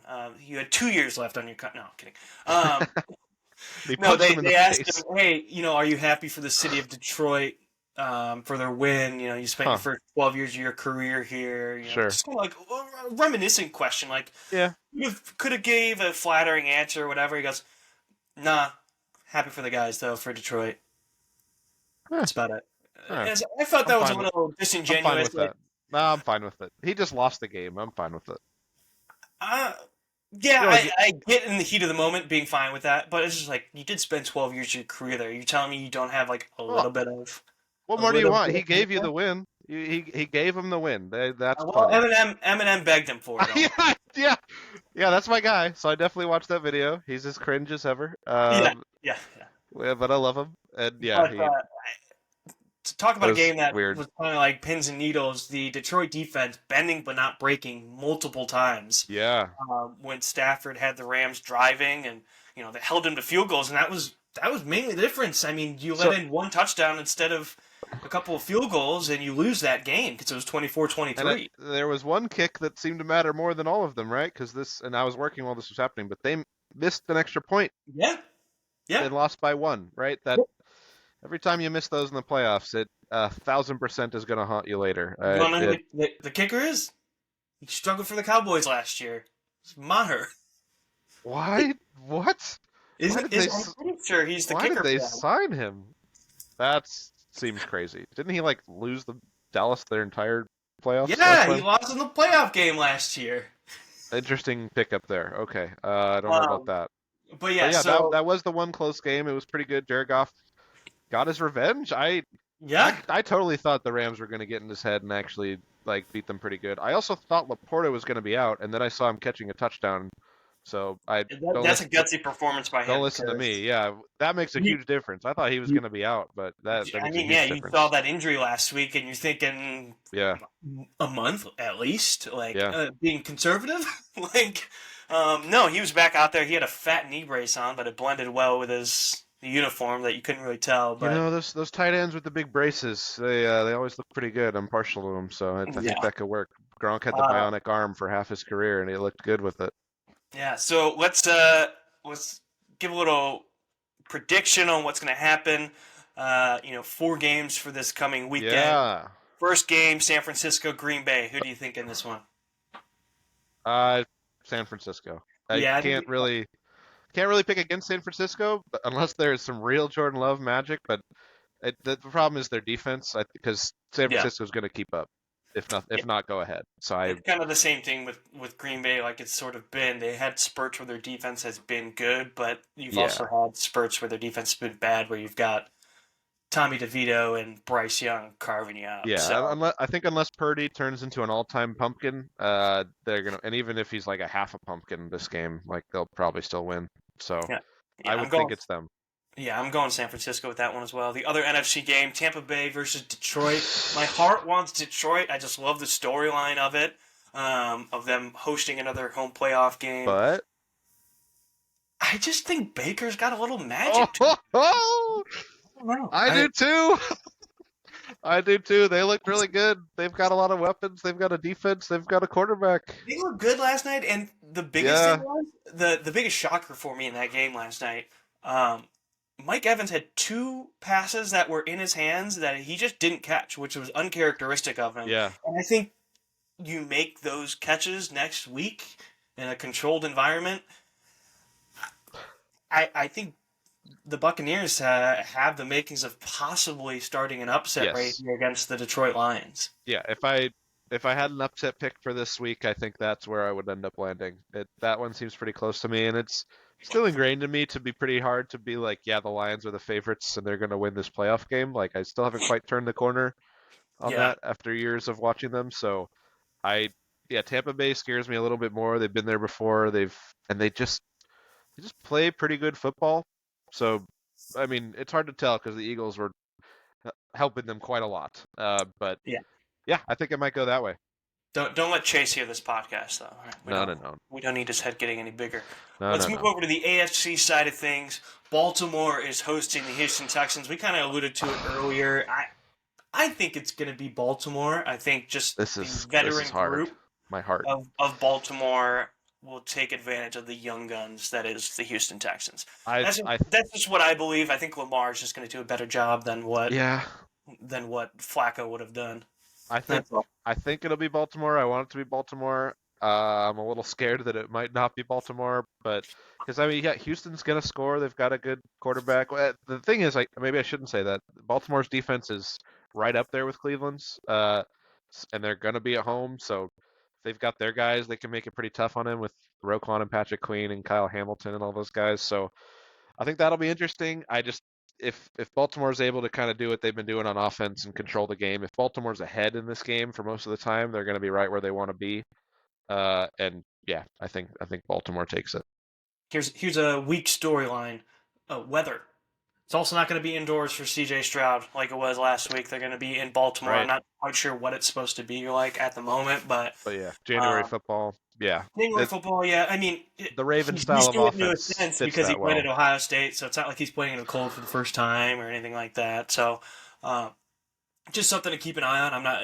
I mean, everywhere right now in the northern part of the United States is frigid, so Yeah, um, who knows how that's going to play out. But yeah, I think that one's probably going to end up being Baltimore. I just like their style of play a bit more, and what they do. I they're a like what few Lamar. years ahead of where the Texans are as far Yeah, as their team building. Like, so exactly. they should be able to win this. If they don't, it's gonna be scary. Yeah, big questionable. Yeah. Final game of the divisional weekend, though. Ooh, Kansas spicy. City versus Buffalo The 13 in seconds Buffalo. return game. What'd you say? The 13-second game. Done Yeah, over yeah, again. yeah. It just seems like these two teams are destined to meet in the playoffs with these two Yeah. This quarterbacks. should be fun. I think this will probably be the most anticipated game of the weekend for everybody around the country, just because of Yeah. these two teams and Yeah. the past that they've had in the playoffs. Even in the regular season, they usually have Yeah. some type of shootout. So I think Josh Allen and the offense for the Bills is going to be more effective than the Don't offense make me for say it. Kansas City. That's just me personally. I look at it and I want the Chiefs to win. It does feel like The the running game is the one that Buffaloes. is what scares me for It Buffalo. feels like the Bills are going to win though. It just feels like they're rolling. But Mhm. and yeah, Kansas City doesn't have quite enough on offense and It's just they don't have the same type of weapons that they had 2-3 years ago. no. If they had multiple people that I was legit scared of, like having Tyreek Hill back there and Travis Kelsey, and then like say Rasheed Rice If they had was with one the team more when what was that? if they had just one more reliable pass catcher, I think That's what I was about to say. I I was could like, get there.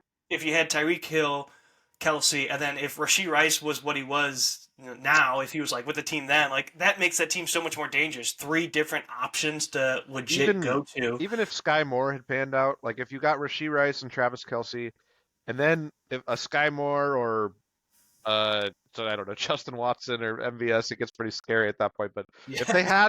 they had figured out some person to be there, if they'd retain Juju or something and have some third reliable guy, 'cause I just feel like they don't quite have enough reliable pieces that I can quite get there. And the Bills don't necessarily. They got Diggs and Shakir, and then maybe Gabe Davis catches a pass, but I just feel like they're going to run the ball constantly, and Josh Allen is just going to run the ball, and it's just good for cold weather football.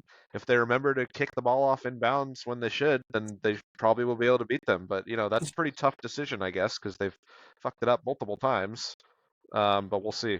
I, I was I, gonna ask. I'm going KC because I don't want Buffalo to win. Yeah, you kind of just talked yourself right into it. But I was but gonna say, I don't know. is Josh Allen going to be somewhat of an X factor in this one because of his running ability? Patrick Yeah, Mahomes more of a passer guy. he's He the does X use his factor, legs the Y occasionally, factor, but ABC. He's all the factors. yeah, I just think Josh Allen. This might play more to him than necessarily Patrick Mahomes. Cold weather, everything else like that, running style. Um, Yeah, I I think that just plays more into Buffalo and what they want to do. and they And get it again, at home. it has nothing against Kansas City. It's just they don't have the same firepower that they used to, not the same consistency to where, Baltimore should be, or not Baltimore, excuse me, It's Buffalo should be on yeah. their heels. It's kind of wild that Buffalo gets this at home. I don't quite understand how that happens when Buffalo barely snuck in the playoffs and Kansas Because City's Kadarius been Tony chilling. lined up off sides. Well, well, there you go. Who could have? If they How win could that, you have if they stopped win that? that game, if they win that game, Kansas City has home field Well, there's nothing he against could have done. Buffalo. It's not like you can check with the ref to see Yeah. if you're on side. No. So there's nothing he could have done. No. So it's just unfortunate situation. But Yeah. That, that, yeah, that's big. the only reason.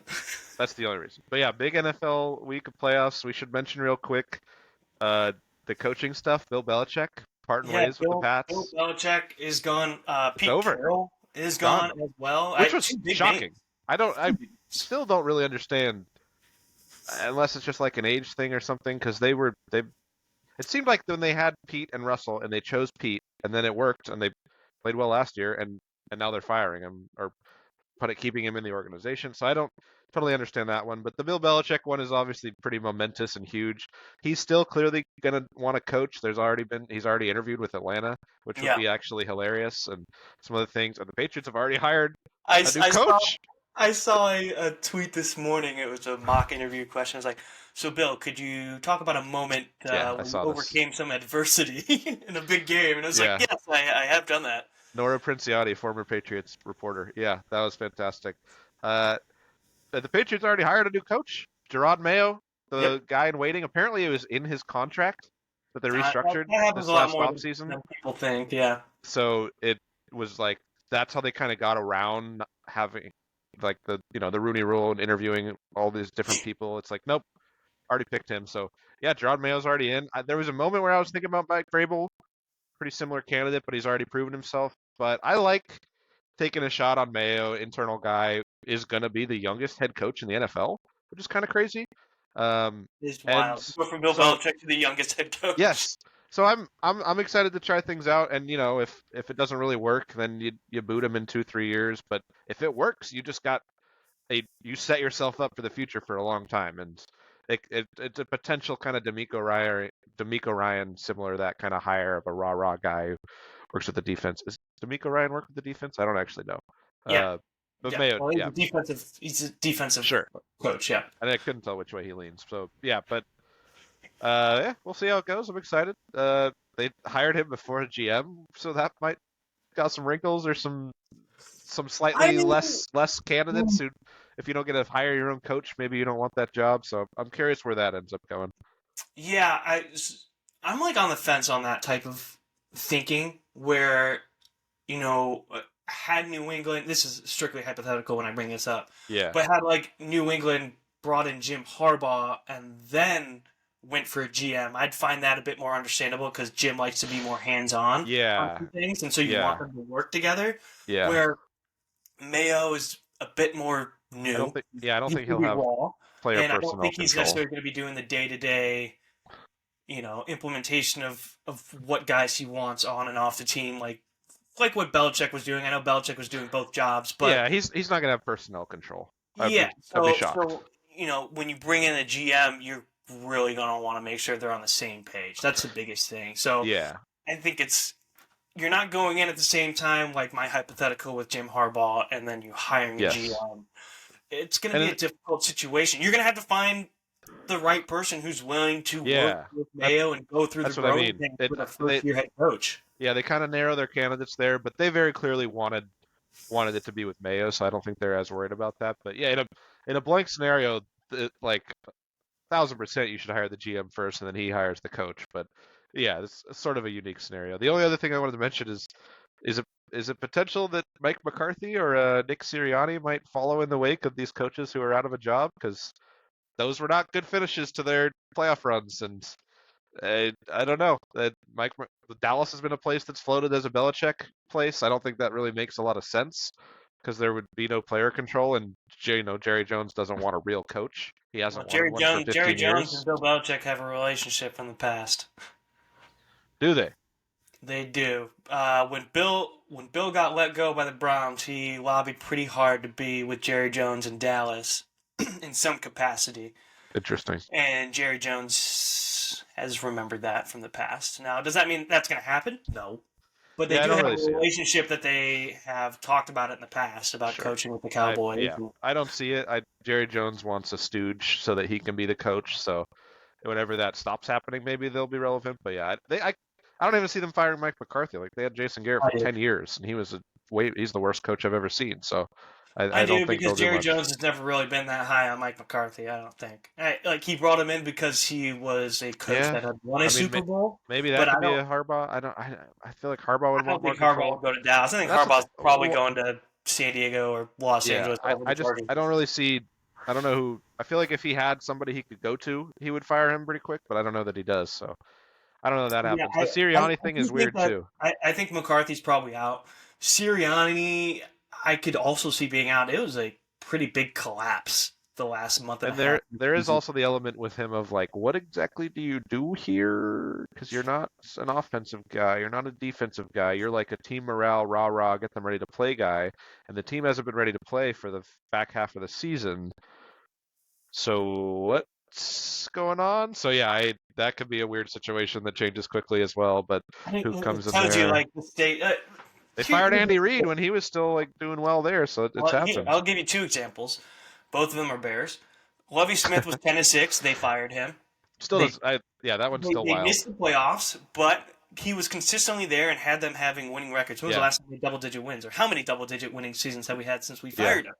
I still And remember that two, one. Yeah. Two, Matt Nagy was the coach of the year. Everyone was talking so highly of him after that first year, and he was canned uh, Yeah. less than 2 years later. So it's like you can only ride that wave of, hey, I took you guys to a Super Bowl. We didn't win it, but I took you there. You can only ride that for so long, and it wasn't even a win. So like for Sirianni and the way Gee. that But he goes to the Super Bowl and then he goes to the playoffs at 11-6 and then he's he fired. Like, backed into the playoffs, he backed into the playoffs. They Don't tell started. me that They did. don't They tell did. me that But they they were also started they were 10-1. kidding. So, but I They could started, see. did you not hear what I started this whole thing out with? The last month and a half has been a drag for them. Yes, I could see it They happening, had especially in one Philly, win. One win. especially with the Philly fans. I could see it happening. Maybe they'll These, get big. these are fans that throw snowballs at Santa Claus, bro. Yeah. They've got no Well, patience. it all started when Big Dom got thrown off the sidelines. He couldn't be there That's anymore. true. That's Maybe true. he could be the he could be a raw guy. I don't know, but yeah, I think Well, listen, you went 1-5 down the stretch, that's and bad. then you lose in the playoffs, Yeah. and you brought back mostly the same crew that you had from the year before. There were a couple players on defense that Well, changed. they lost both coordinators. I think that's the big thing, right? Yeah, yeah, They yeah. had yeah. Matt Patricia as their Steichen went. defensive coordinator.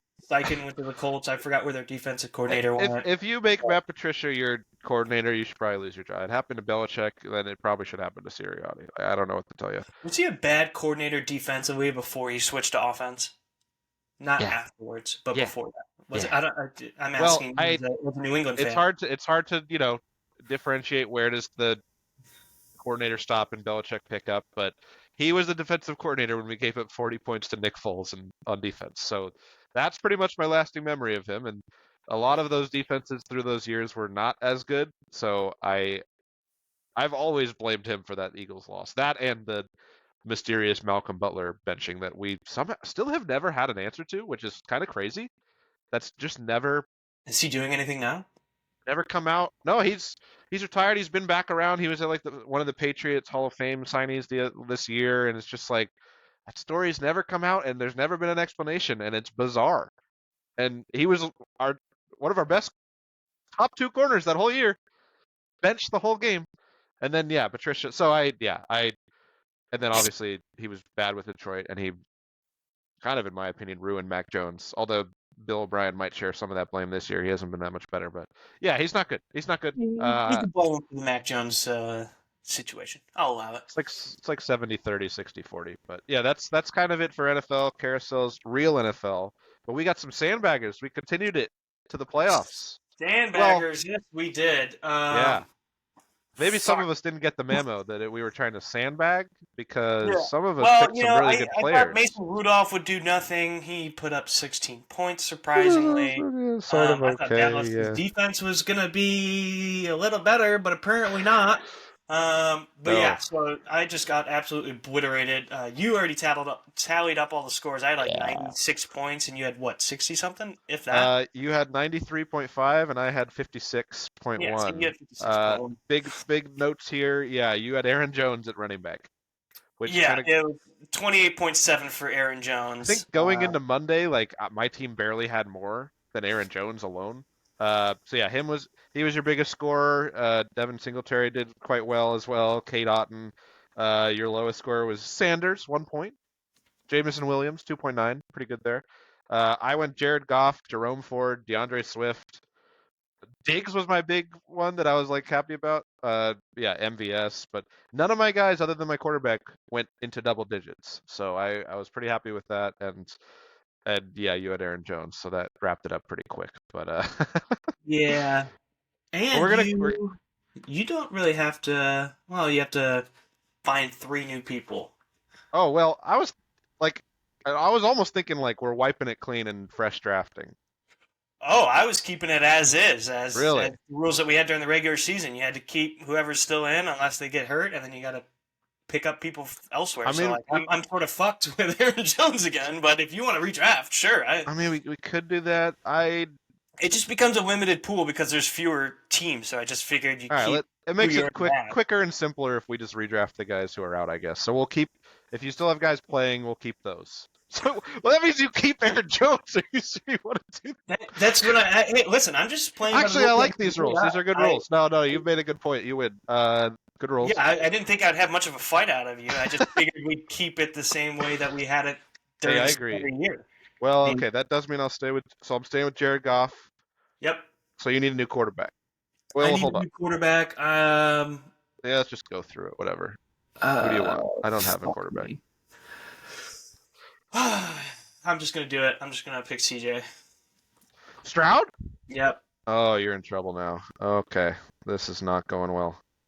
Uh, all right. Well, you're keeping both your running backs, Aaron Jones, Devin Singletary, and I'm losing both my running backs, Jerome Ford, DeAndre Swift. Yep. So running back, I'm gonna go. I guess Gus Edwards All right. and um. Wow, there's some good ones in here.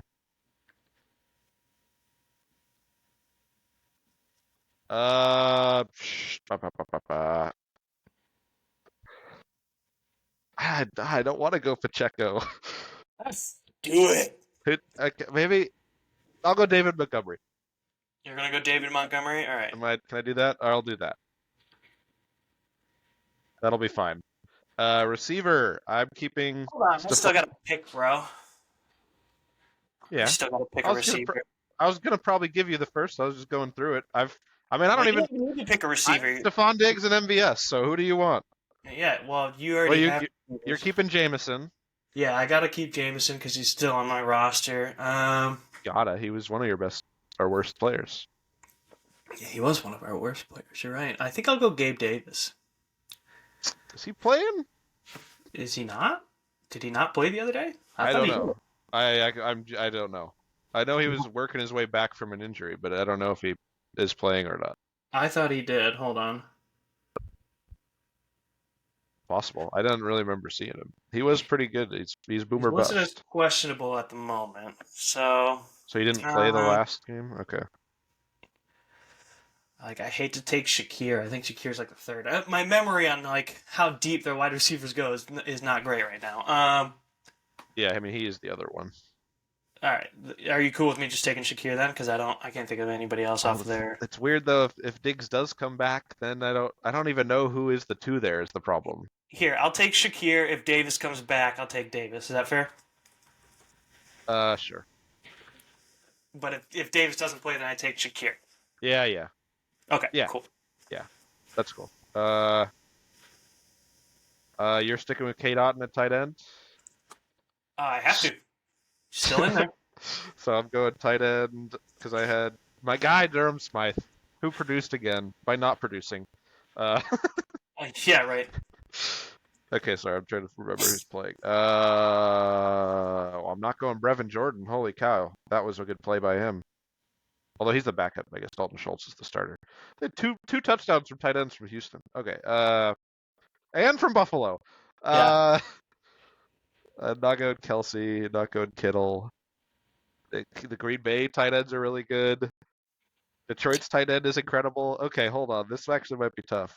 Isaiah Likely's been really good. All these guys have good tight ends. Uh, who's the starting tight end for Buffalo?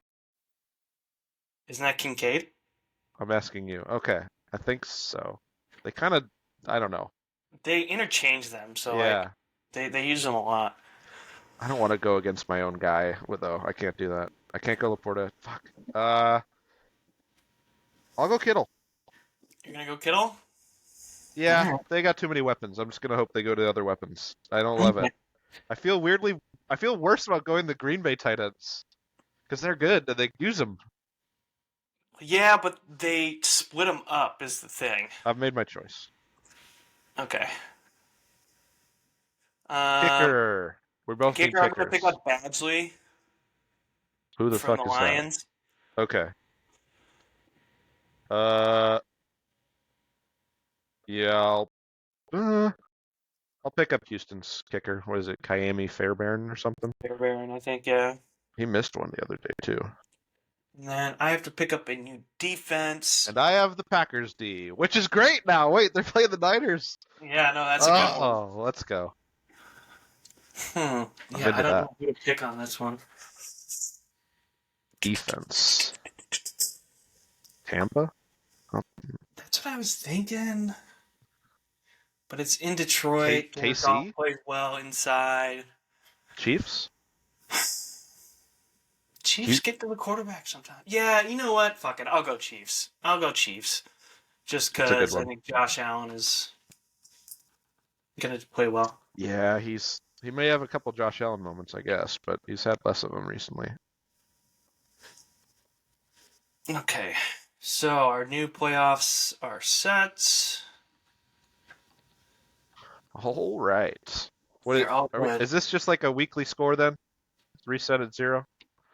Are you gonna Yeah, spot me yeah. 40 points? You don't want to spot me 40 points? No, I don't. Come on. All right, I okay. don't. Well, you still have Aaron Jones, so I'll allow it. Is there anything else you want to talk about with the NFL for this week? I think No, we I think we've previewed got it. everything, and all Oh right. my gosh, not a single topic left. Oh, But I do got some topics in the nerd corner. Or okay. did you have something there? No, I don't. Hit me with the nerd corner this week. Well, it's finally we were trying to do this all this last episode, but it's too much. So we're doing we're doing top 10 games or top something games of something. Fill in the blank. My blank I is think you did it of the year. I did mine yes. of just games that I played. Yes, yeah, mine is top 10 games of the year that I played. My top 10 favorite games. And then yeah, 10. Did you get to 10 too? One, Or two, 7? three, 4, 5, 6. I got 7 right now. 7 games you've played this year. Okay, so we'll Which honestly is it. That's probably a new high for me in a is single it? year. Really don't play a That's whole pretty bunch good. of video games, That's what I'm here uh, for. except for like the sports ones, which that's kind of up in the Yes. air. Yeah, none of those made my list, shockingly. I only Is have yours one. is yours like a list or 7 Mine's not in games? any numerical order or anything like Okay. that. I just have a list of games. Yeah. All right, all right. I'm gonna start at 10, Yeah. or do you want some honorable mentions? No, let's start at 10. Yeah. Just yeah. Hit me with one. Otherwise I'll reveal my cards. Number 10, Star Wars Jedi Survivor. Wanted to, downloaded it. Turns out I don't have the newest Xbox to play it yet. Ooh, that is tough. The only saving grace for me on that one was it only cost me $25. I got it on sale, so it was just like That's at least it crazy. wasn't the full Wow. 70. That's how okay. But I mean I will say I don't this game barely worked on my PS5, so Oh I wow. don't Okay. know. I definitely don't think it could work on a previous console.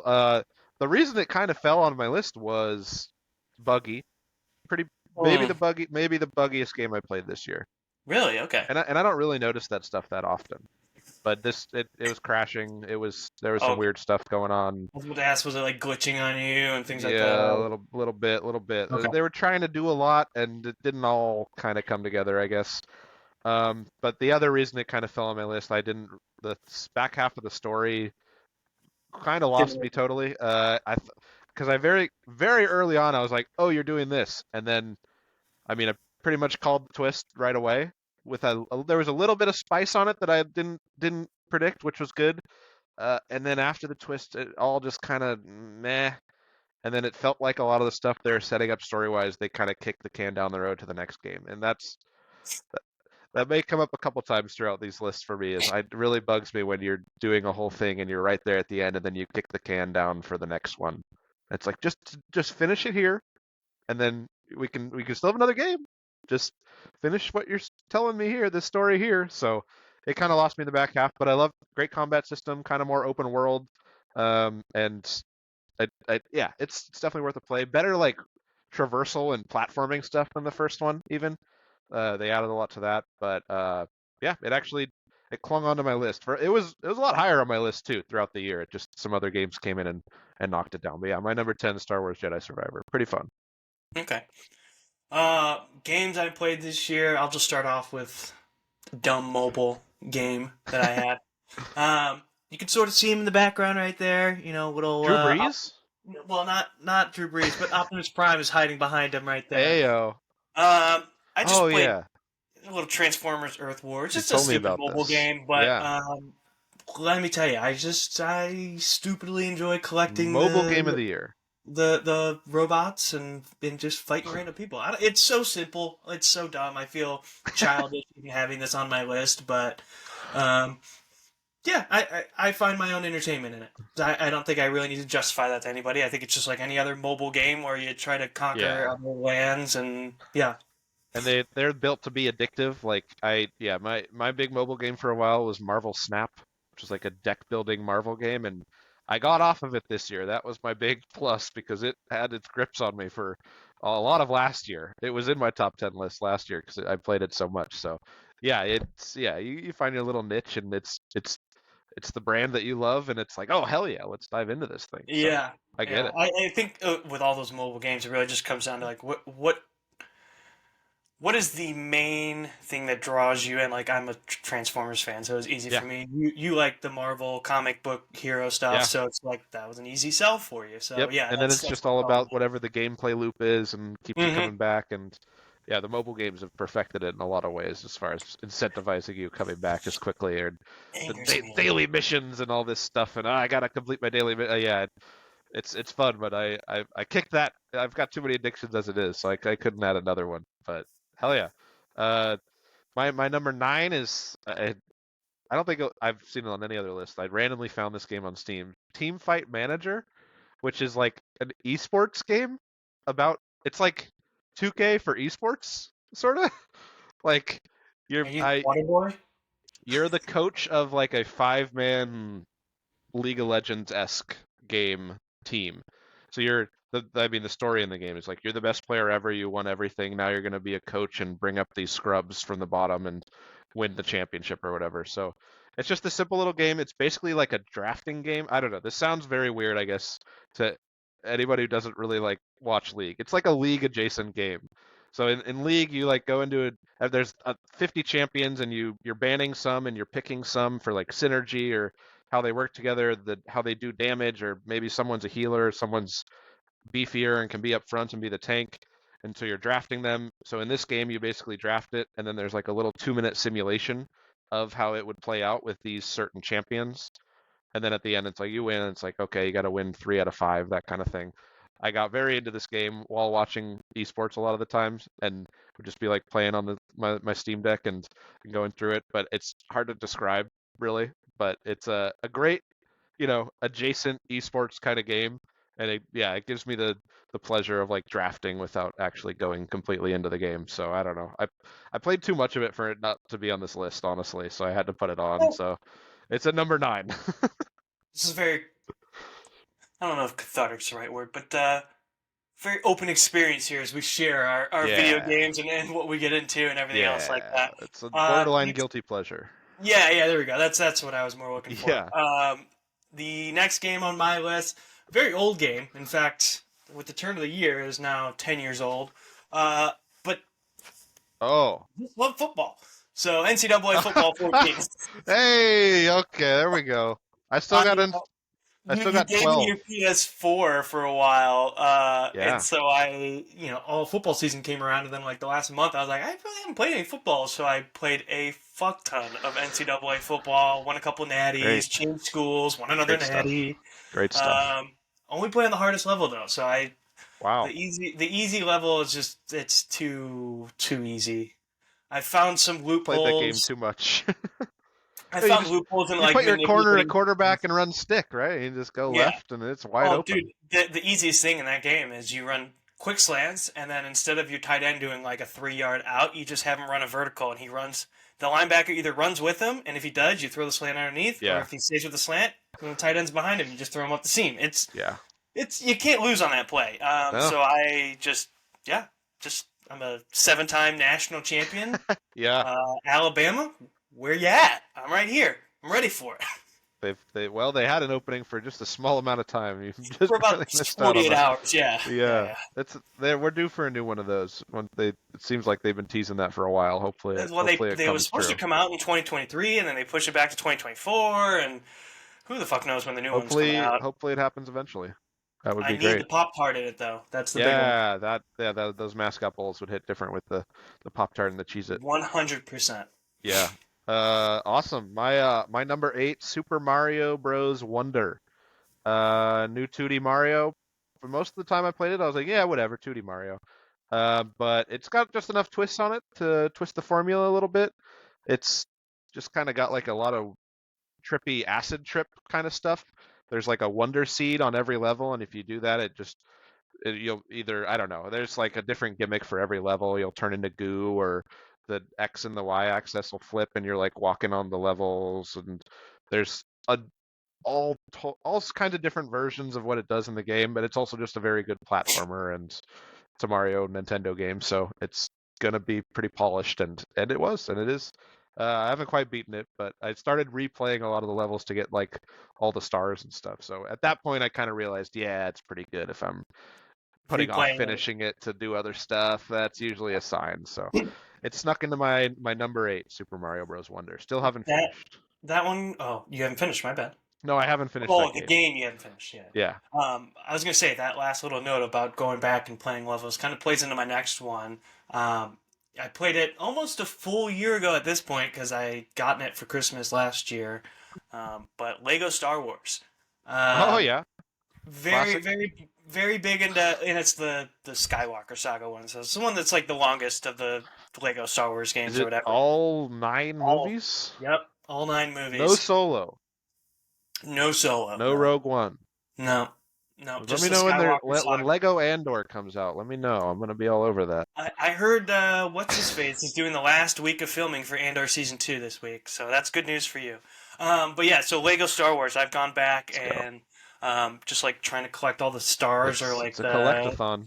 Oh the yeah, the bricks and golden shit. bolts or something. Yeah, no, maybe that's Yeah, Ratchet and yeah. Clank. I'm on one level right now that it pissed me off beyond belief because I played it like 10 times and I am missing one piece and I know exactly The where One Piece. where it is in the level, but you can never go backwards. You're the Millennium Falcon, and you're just like going through an asteroid field, and you have to Uh, blow up these little pieces, and you have to blow up 5 of them. Well, I've gotten 4 out of 5, 10 fucking times, but apparently I just keep missing the one, and it's like midway through the level, so I can't just start the level and then do it. I have to finish half the ah, level before going on. you gotta So I've find the taken a One little, Piece.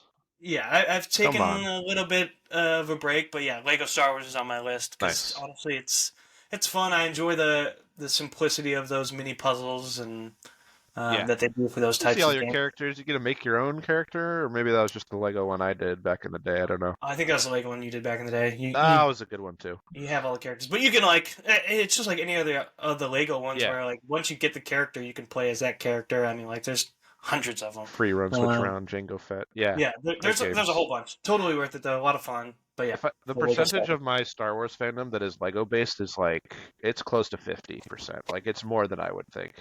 Like Just that little yeah, shelf up there. yeah, yeah. Oh, I forgot to show you. I don't know if you can tell right now, but I got Boba Fett's. I don't think I can say the name of his ship Slave technically. One. Yeah. I wasn't going to. You said Not it, but Disney approved, but that is the not name of not. his ship. He's not I a good honestly, that guy. was, that was one of the like funnier things He's in like not a the good original guy. Lego Star Wars. Lando's like talks about Boba Fett's ship. It's like Boba, great ship. Not crazy about the name though. And this was Lego Star Wars, and I was like, oh shit. It Yeah, zoomed in on the slave one on the side, and I was yeah. like, oh my I gosh. think that's a better way to handle it than whatever I'm sure Disney did, where they just wiped it from all existence and don't Yeah, talk no, they about it. they at least had a joke about it. No, but I thought that was Because in funny. their mind, Boba Fett's like a really nice, super cool guy. Based on the Yeah. terrible show that I And, watched, he's not a villain at all. He's the well, nicest little monk who he's could never ever been a be. bad guy ever. He He didn't doesn't kill believe in people for violence. money. He doesn't believe in any of that. So yeah, No. nothing. Freaking Boba Fett. My number 7 is Dredge, the fishing game. Mm. I had for a long time. I had 2 fishing games in my top 10, and then one barely got knocked out. I'll talk about maybe later. But yeah, Dredge is like a spooky horror fishing game.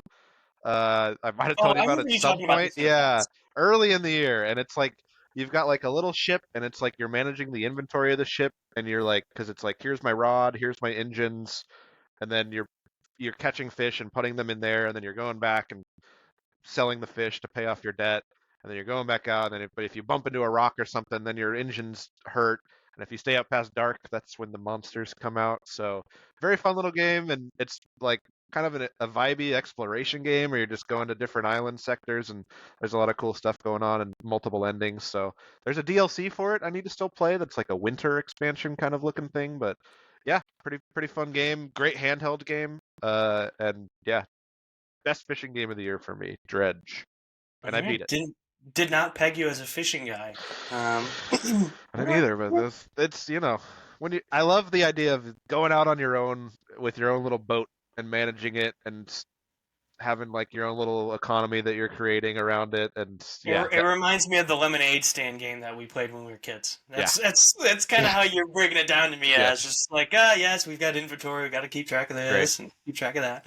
Great No, that's stuff. great. Love it. My next one is a game that I'm still in the process of playing Ah. because I just downloaded some DLCs that went along with it, and you Oh, and I I have know had this this. conversation. Yeah. The Outer Worlds. Yeah. I started You replaying and it a little bit the other week. oh yeah, what'd you Yeah, think? just at the beginning. It's just great. It's the best Fallout game that's come out since Fallout 3. You told me to get it instead of I think it was like Starlight is the one that just came out or Uh, Starfield. Starfield. Thank you. Starfield's the The one that door just came out. simulator. Yeah. And Well, actually, I have an award here called Best Door Simulator, and it went to Starfield. oh nice. Oh So good, if you're good. in the mood to get Well, in and out of chairs or people are open clamoring for that doors, category. I know. yeah, So, it was competitive this year, but they um, pulled it out. Yeah, but yeah, Outer Worlds is great. that game Starfield came out, and I told you I was kind of sucker for some space Yeah, exploration type and I was games. like, You mentioned no, Outer go this way. Worlds. Yeah, you said Outer Worlds is a bit more of like a finished product. I think you said there was some I don't know if it was lagging issues, but there was some continuity problems or something with Starfield where it just wasn't as smooth. Maybe I don't know when you were first playing. I remember you had some I don't It's say all beef. loading. It's all loading screens. There's no exploration. It's Well, not see, like that it was kills me. part of the thing I came in with like the Outer Well, Worlds. So that like is kind of true as well.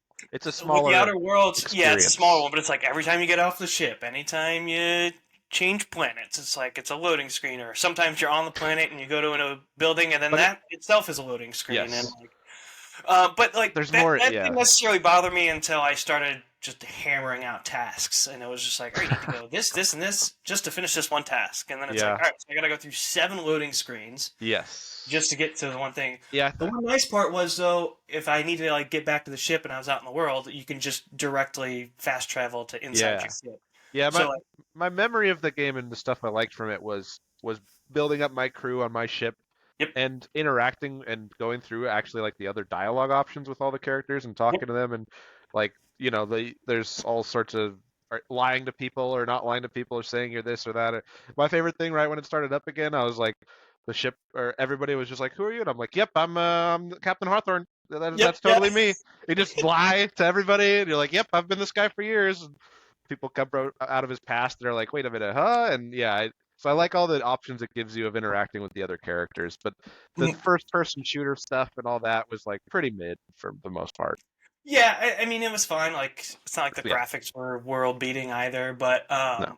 I did enjoy like the little things, like modifying your weapons into it and making it Yeah. stronger. Like, But like there was one weapon I got about halfway through the game. And I was like, this is just my gun now. Like, this is the one I'm using. Like, this is the most yeah. effective against everything else. So, but like, it's a ton of fun. I really enjoyed it. And like right away they set you up. They have you go to this little town and the main guy there or whatever asks you to go to like these refugees and cut off their power or hmm do you give power to the town or to the refugees and there's like a lot of like capitalism stuff going on that isn't all great and it 100%. right Yeah. away it like puts you right in there and it makes you talk to people and make decisions. So I liked a lot of that kind of angle of stuff.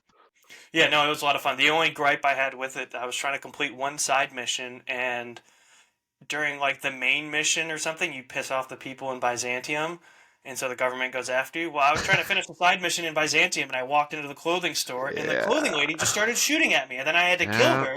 And then it was like, Well, no, you failed this side mission. I was like, well, what the fuck? She shot at me first, bro. So wide that was world like out there. my only gripe with the Outer Worlds. It's Well, still you on. know, Got you were an one. outlaw. Yeah, that's true. I was not allowed. I've got like 2, 3 more side missions. I already like defeated Nice. the full game, but had to go back for the downloadable content. Yeah. So like, I don't know if I'll finish it after I finish the downloadable content. Maybe I will just so it has 100% because I'm like that sometimes. But I've You're already close. I've already done it. You know. Yeah. So yeah, not much is really changing. So Outer Worlds, yeah, Hell yeah. Great game. I'd love if they made a sequel to that eventually too. I'm That'd be sure they great. will. Speaking of sequels, my 6 is Spider-Man 2. Number Woo! 6. Number 6. Uh, 6. thought this was gonna be my game of the. This was one of my game of the years for a long time. I was thinking it ends up at 6. This is why I wanted to bring this topic up in previous episodes. This is where it gets hard. This was a banger game, a banger year for games, and for Spider-Man 2 to be 6 for me, considering I love the story. If anything, it didn't innovate enough, I guess, because every game above this is like a pretty crazy innovator, I would say. So it was very much a sequel to the first game. And if anything, the thing that bugs me is I 100%ed it really easily and really fast, and it was just over. Like I played this main story, it was like 30 hours, and then I did one thing, and it was like 100% platinum, and I was like, what? All right. And then there was no new game plus, so it's like I just put it down and I haven't been back to it. So that's the only kind of thing that's kind of been tough. But I actually loved the story of it, and some of the I already mentioned like some of the stuff they chose to do with Venom and Eddie and all that about as far as where his origin comes from.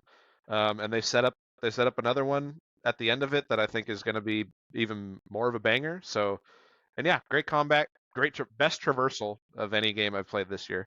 Of course, you're swinging around. It's just like the first one, but great. Yeah, huge fan. Great game. Only number 6.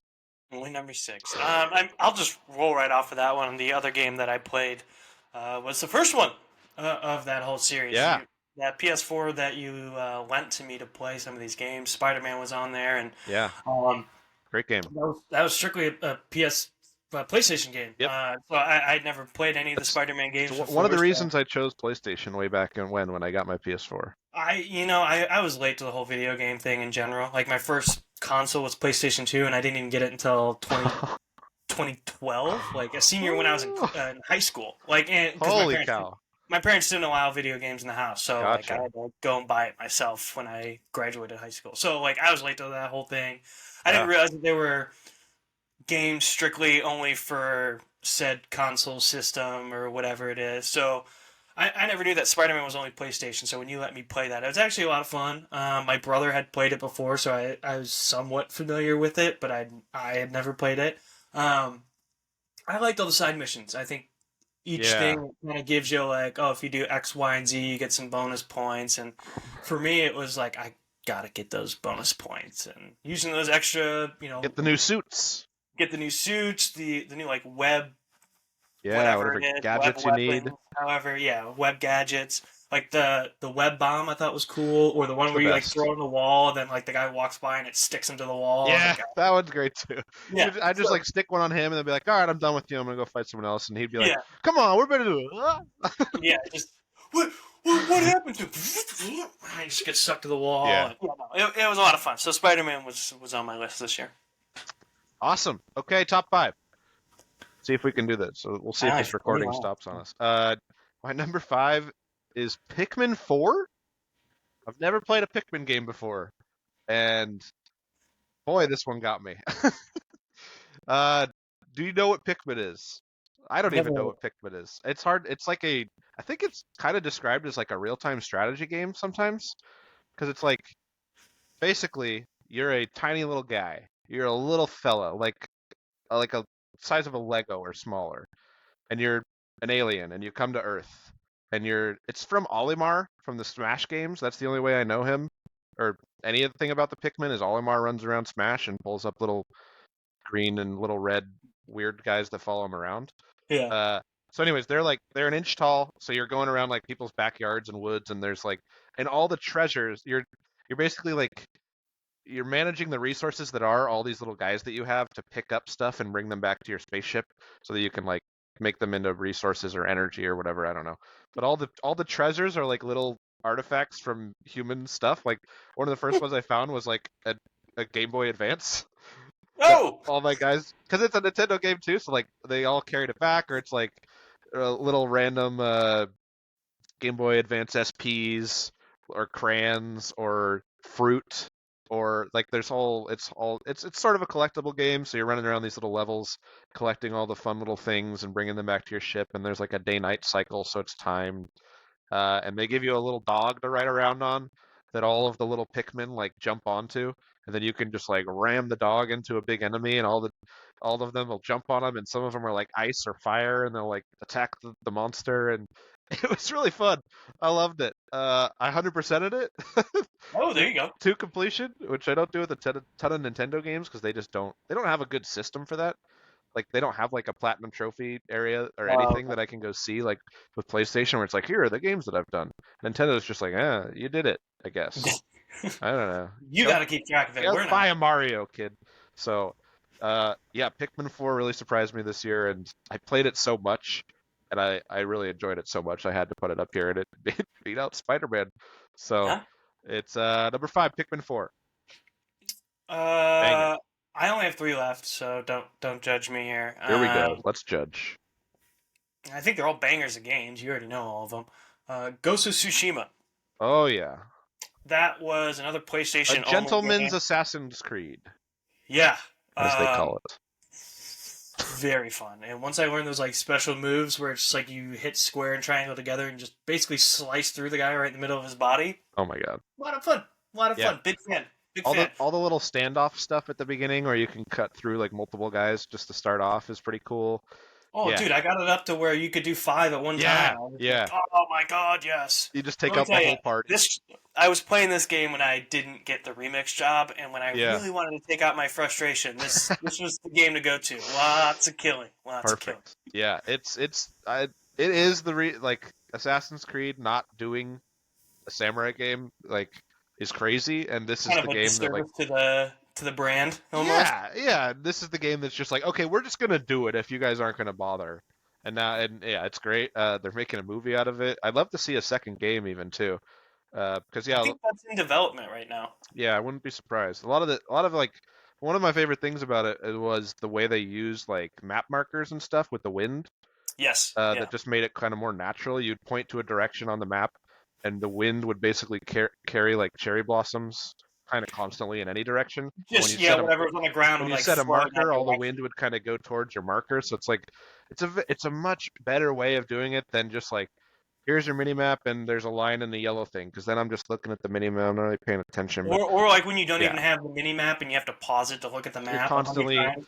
yeah. I've been playing. I went through Resident Evil 2 recently, which was crazy. And that was to say I was like constantly, what the fuck is this room? How do I get to the records room in this place? Oh, I take a left and then a right. So yeah, I love the way they did that kind of stuff. I'd love to see that kind of more coming up in more games of just natural ways of finding things. And yeah, very serene game too when you're just chasing foxes around and stuff, Right. and then you'll go crazy full Batman mode and take out a whole place. And yeah, Right. Yeah. fantastic game. Yeah, I love the sneaking around and like throwing this is gonna sound so dumb. I can't like kunai, I think is what it was Oh called. yeah, One yeah, of the yeah. mines. It's just Oh yeah, it was a lot of that's pretty fun, close. honestly. Just Kunai. that I like the whole aspect of similar to like what you just said with the Batman stuff, where you're sneaking up on enemies and killing like a group of them, Yeah, in like a small amount of time when you have to save a village and things like that. yeah. Just makes you think a little bit more. So yeah, I like that. That was on my one of my games. Makes you think. It's a real Hmm. thinker of a game. How can I? Okay, we're past our 2 hours, so we'll see how much of this is recorded, Oh, but we might geez. as well Okay. keep going. Uh, Now we're getting into the good stuff. Final four. My number four is a game that I just recently played, and I couldn't stop playing. Alan Wake 2. Alan Wake? Alan Wake. Have you heard of this? Have you seen this? This is a Nope. throwback. This is a weird one. Have you heard of Max Payne? Yeah, yeah. The Mark Wahlberg movie? Well, I mean, I know the games, but yeah, Okay, I good. also know I Mark wasn't sure Wahlberg. which you might know, but yes. So those were games way back. But this is similar to Pikmin for me. I'd never played any of those. And basically, this is the guy who made those, or the people who made those.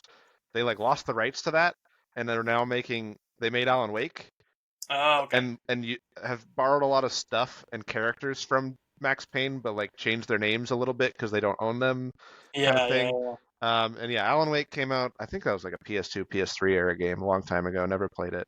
And then this Alan Wake 2 came out this year, uh, and it's a straight up horror game. It's kind of like Twin Peaks vibes with like a hard-boiled detective kind of thrown in there, and like a lot of dream nightmare world stuff. Uh, it was incredible.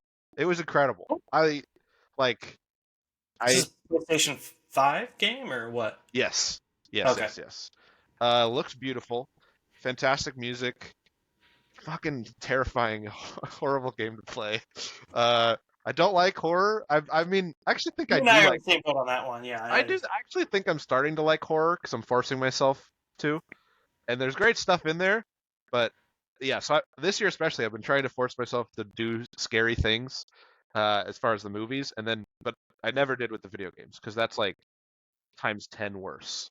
Uh, and so I played Alan Wake 2 because it kept popping up on a lot of lists that I was seeing, and I was like, okay, I think I gotta see what this is at least. And I played through the whole thing, and it's awesome. Like, there's a lot of detective stuff going on. There's like this whole element of the game where it's sort of a two main characters game. There's Alan Wake and there's this FBI agent, Saga Anderson, and their stories are kind of intertwining and blah blah blah. But when you're Saga, she's FBI, and you can go into like a mind palace kind of thing for her, and like literally you'll find clues and like you put them on the board and like connect them with string, and it's like, okay, this clue leads to this. What's this family about? Are they related to this? Okay, I found this. And so I was really invested in that kind of stuff. And then they would rip me out of there and make me go to the dream world with Alan Wake, and I'd be like, no, get me out of here. I hate this. That's so scary because in that world, it's like you can never. It's constantly like changing, like, and some of the way they designed the levels, it's like you'd go through this door over here, and you'd end up over here on the level. But then if you flip this switch and go through the door, now you're over here. So it's like constantly, because it's like a dreamscape kind of thing. So it's like constantly messing with your head. And then the other big part of this is the main character is a writer, and he wrote books about his own life and these games that are happening, and basically whatever he starts writing like is becoming true. So you're playing as him in this dreamscape, and you'll be like in an abandoned tunnel with a dead end, and then you'll like, oh, I got a new story thread, and you'll go to like your plot threads board and like add it to this scene, and be like, oh, what if this FBI agent I was following went down into this tunnel with this cult, and then now everything around you changes immediately, and you're in like a cult room underground, and like you have to like now this door is open, and you go through this door, and it like leads you on further into the level, like, so there's a lot of that shit where you're like, it's like forcing you to it's forcing you to go further and to do it. It's like, it's kind of awful, but they do it in a really good way. I don't know. The story was like kind of crazy and very appealing. I don't even know how to describe it really. It's just a lot of like telling you what's going to happen, but then it doesn't quite happen that way. I don't know. The whole game's about story, so it kind of gets up itself a little bit, for Okay. sure, for sure. Like the main lead director and creator of the game plays the main detective, like, and it's his Okay. face. Or well, not the main. He plays like the other detective who I think was used to be Max Payne, I guess, but it's literally his face. And also, there's huge chunks of the game that are like live action cutscenes, like filmed with people, Oh, and they're kind of crossing it back and forth. So there's a lot going on in this game, and it's crazy. And it has the best level I've played all year, and because it was like a music video level where it's so hard to explain, but you're in this dreamscape and you're like, you keep getting reset in like this Jimmy Fallon talk show host place, and then you're trying to make your way out of there, and at one point a song starts and it's like about you, and you're walking through the level, and there's like this crazy giant metal band going on, and they're playing the song, and it's like all about the game and what's going on. And now I just listen to it in my car all the time because it's actually such a good song. But yeah, the whole level is just like this crazy music at full volume, and then occasionally there's some enemies coming at you, or you're like looking around in a circle and then you look back and now there's a door. It's like a lot of that shit. So it messes with your mind, messes you up, but it was an experience. I don't know. I kind of loved it, and it's kind of made me play Resident Evil 2, which Okay. was a nightmare, much more of a nightmare. That was just straight horrible, awful. But I kept playing through it, even after the awful stalker guy found me in the police station, which I hate. Uh, so yeah, I don't know. Alan Wake 2, I was blown away. Uh, number four, number Okay. four. My next game is based off of a show that premiered 366 days ago. The Last of Oh Us. yeah, oh The yeah. Last of Us. La- It came out a year ago yesterday, the and I first didn't one. start playing it until, yeah, the first season. I didn't play the Well, first game until, I don't know, a couple months after that. That was the first game I played once yeah, you lent me your PS4, yeah, and because the show was on and you were loving the show, and I was like, and then I was like, you need to play the second game before the show comes out, because yeah, that yes. specifically I think is made as a game and works better. however, I mean, they may do a very good job with the TV show, but the way Yeah, that game is built, it's like you got to be in that there. one just that second season slash third season of The Last of Us, because they said they were gonna break it up into two parts, so it's just like Yep, how makes are they sense. gonna develop it? But yeah, so like The Last of Us and The Last of Us Two, I'm just gonna lump them together because those are my Yeah, last two games. yeah. But the story of the first one, I think it was better that I watched the show first, and then I was able to see, how well they adapted the show to the game. Yeah, there's a lot Where of like like had I shot played for the shot. game like had I played the game years earlier when it first came out, and then I watched the show, like I wouldn't necessarily have that same type of reference to it all. Yeah, Um, and so exactly what you just said though, like shot for shot sometimes, or um, like at the end of that third episode in the show, the when Ellie's like going through the gay porno mag or whatever in the back of the truck, it's like, why is this stuck together or whatever? And they do that exactly in the that's game. exactly the same. It's like I thought that was funny and Yeah, creative in the same way. Like not creative that they did something different, but that they were able to implement that into the yeah. show, and that's like a little somewhat of a callback to the game, like exactly the same lines, things like that. And then playing the second game, not Ooh, knowing baby. anything what was going to happen. Right off the bat. Yeah, I just like I rolled right into the next game after I finished the first one. I was like, all right, first one's Yeah, fucking awesome. Like yeah. let's roll into the next one. More Um, adventures for my two friends. yeah, um, yeah. So like I don't want to go into too much. No, If you've played the game, great. If you haven't and you want to wait for the show, then I feel like I shouldn't explore too much. I don't. But Yeah, the whole like Abby storyline, I feel like me saying that doesn't give away too no, much. But like the no. Abby storyline of the second game and how it Yeah, all worked I together, I and love that second game. It's so ambitious. it was not what I was expecting, but in No. such a great way though. Like Yeah, I thought it was going to be more of like I say this obviously it's not a cop thing, but like buddy cop where it's like yeah, you got Ellie and you got Joel, so we're going to be yep. doing this. But Now they're going to they, Seattle or Denver or yeah, but they something. bring in this whole other aspect of a different side of Yeah, basically the same story. Um, yeah, yeah. so, There like so how much they of it. intertwine together. Yeah, so much of it deals with the aftermath of the decision that Joel makes at the end of the first game and unraveling that and how who if she feels like she can trust him anymore or know him or all that. That just all so naturally goes right into the second one and that barrier that they have and the flashbacks and how she kind of reconciles with it by the end is yeah, I love that second game. And I was gonna say, like in the second game, it's a jump of what, like 2 years, I think, from the end of I the first one. Couple I years. always yeah, I He's always older. think it 5 plus like Well, see, I was being conservative with two, so six yeah, you think seven. it was 5, 6. I So then, yeah. yeah, so like I it's because the first it's a game substantial jump she's like in the 15 or timeline. something in the first game, and I feel like the second game she's like close to mid 20s or Oh, early I thought she 20s. was like 18, 19 at that I think point, she's but at least 20. yeah, But I yeah, don't. I don't know. Maybe they say somewhere I forget. But yeah, there's a significant time jump. I will say it's at least Yeah, five so like years. seeing that time jump and then because here I am thinking that Joel and Ellie are going to be fucking besties, Yeah, it's the new for the Call of rest of Duty. the time. Every And year then we'll you get a new start that update. second game, and you're just like, what the fuck happened here? And then I as you play the game, it unravels on like what happened and everything else. So like yeah it yeah was a well done game. I thought they broke it up into the parts.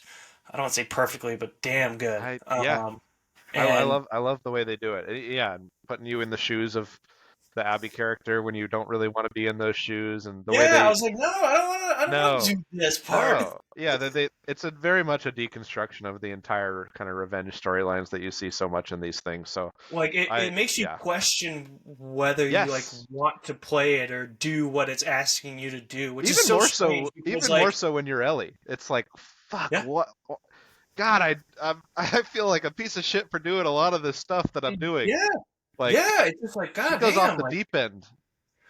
yeah. So it's just like a lot of questionable decisions. And you're just like, what am I supposed to do here? Or like, do I Because even yeah, want to do it? And it's just like when I when you're on the one don't side, you're feel like, yeah, fuck inspired to these be here or guys. anything They like that. deserve Yeah, this. They brought it on themselves, and then it flips it for you, and you're like, ugh, maybe they didn't. boy, this really okay. Maybe I'm not having as much. And then they go back to Ellie, and you're just like, I don't want to do this.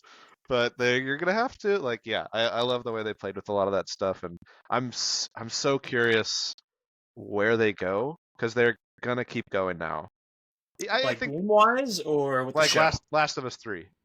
Mm-hmm. I think they were always gonna do it, but certainly now that they've had this much success, but yeah, it's wide open, right? Like they could do another 10-year jump and pick it Yeah. up. Like maybe she finds her Especially with sort of found how family. the Like, second one ends too. yeah, she's kind of emotionally come to a full journey, but she's lost that second family of hers, maybe, or maybe she refines them. Maybe she, yeah, there's a lot of different directions. Are you gonna keep playing as Abby in the third game? Like, Yeah, what's it's just an open storyline are they for gonna blow it both all up sides. again like they did at the start of the second one? I don't know. So those games are iconic. They're top 5, 10 games of all time for me, probably both of them for different reasons. But Hmm.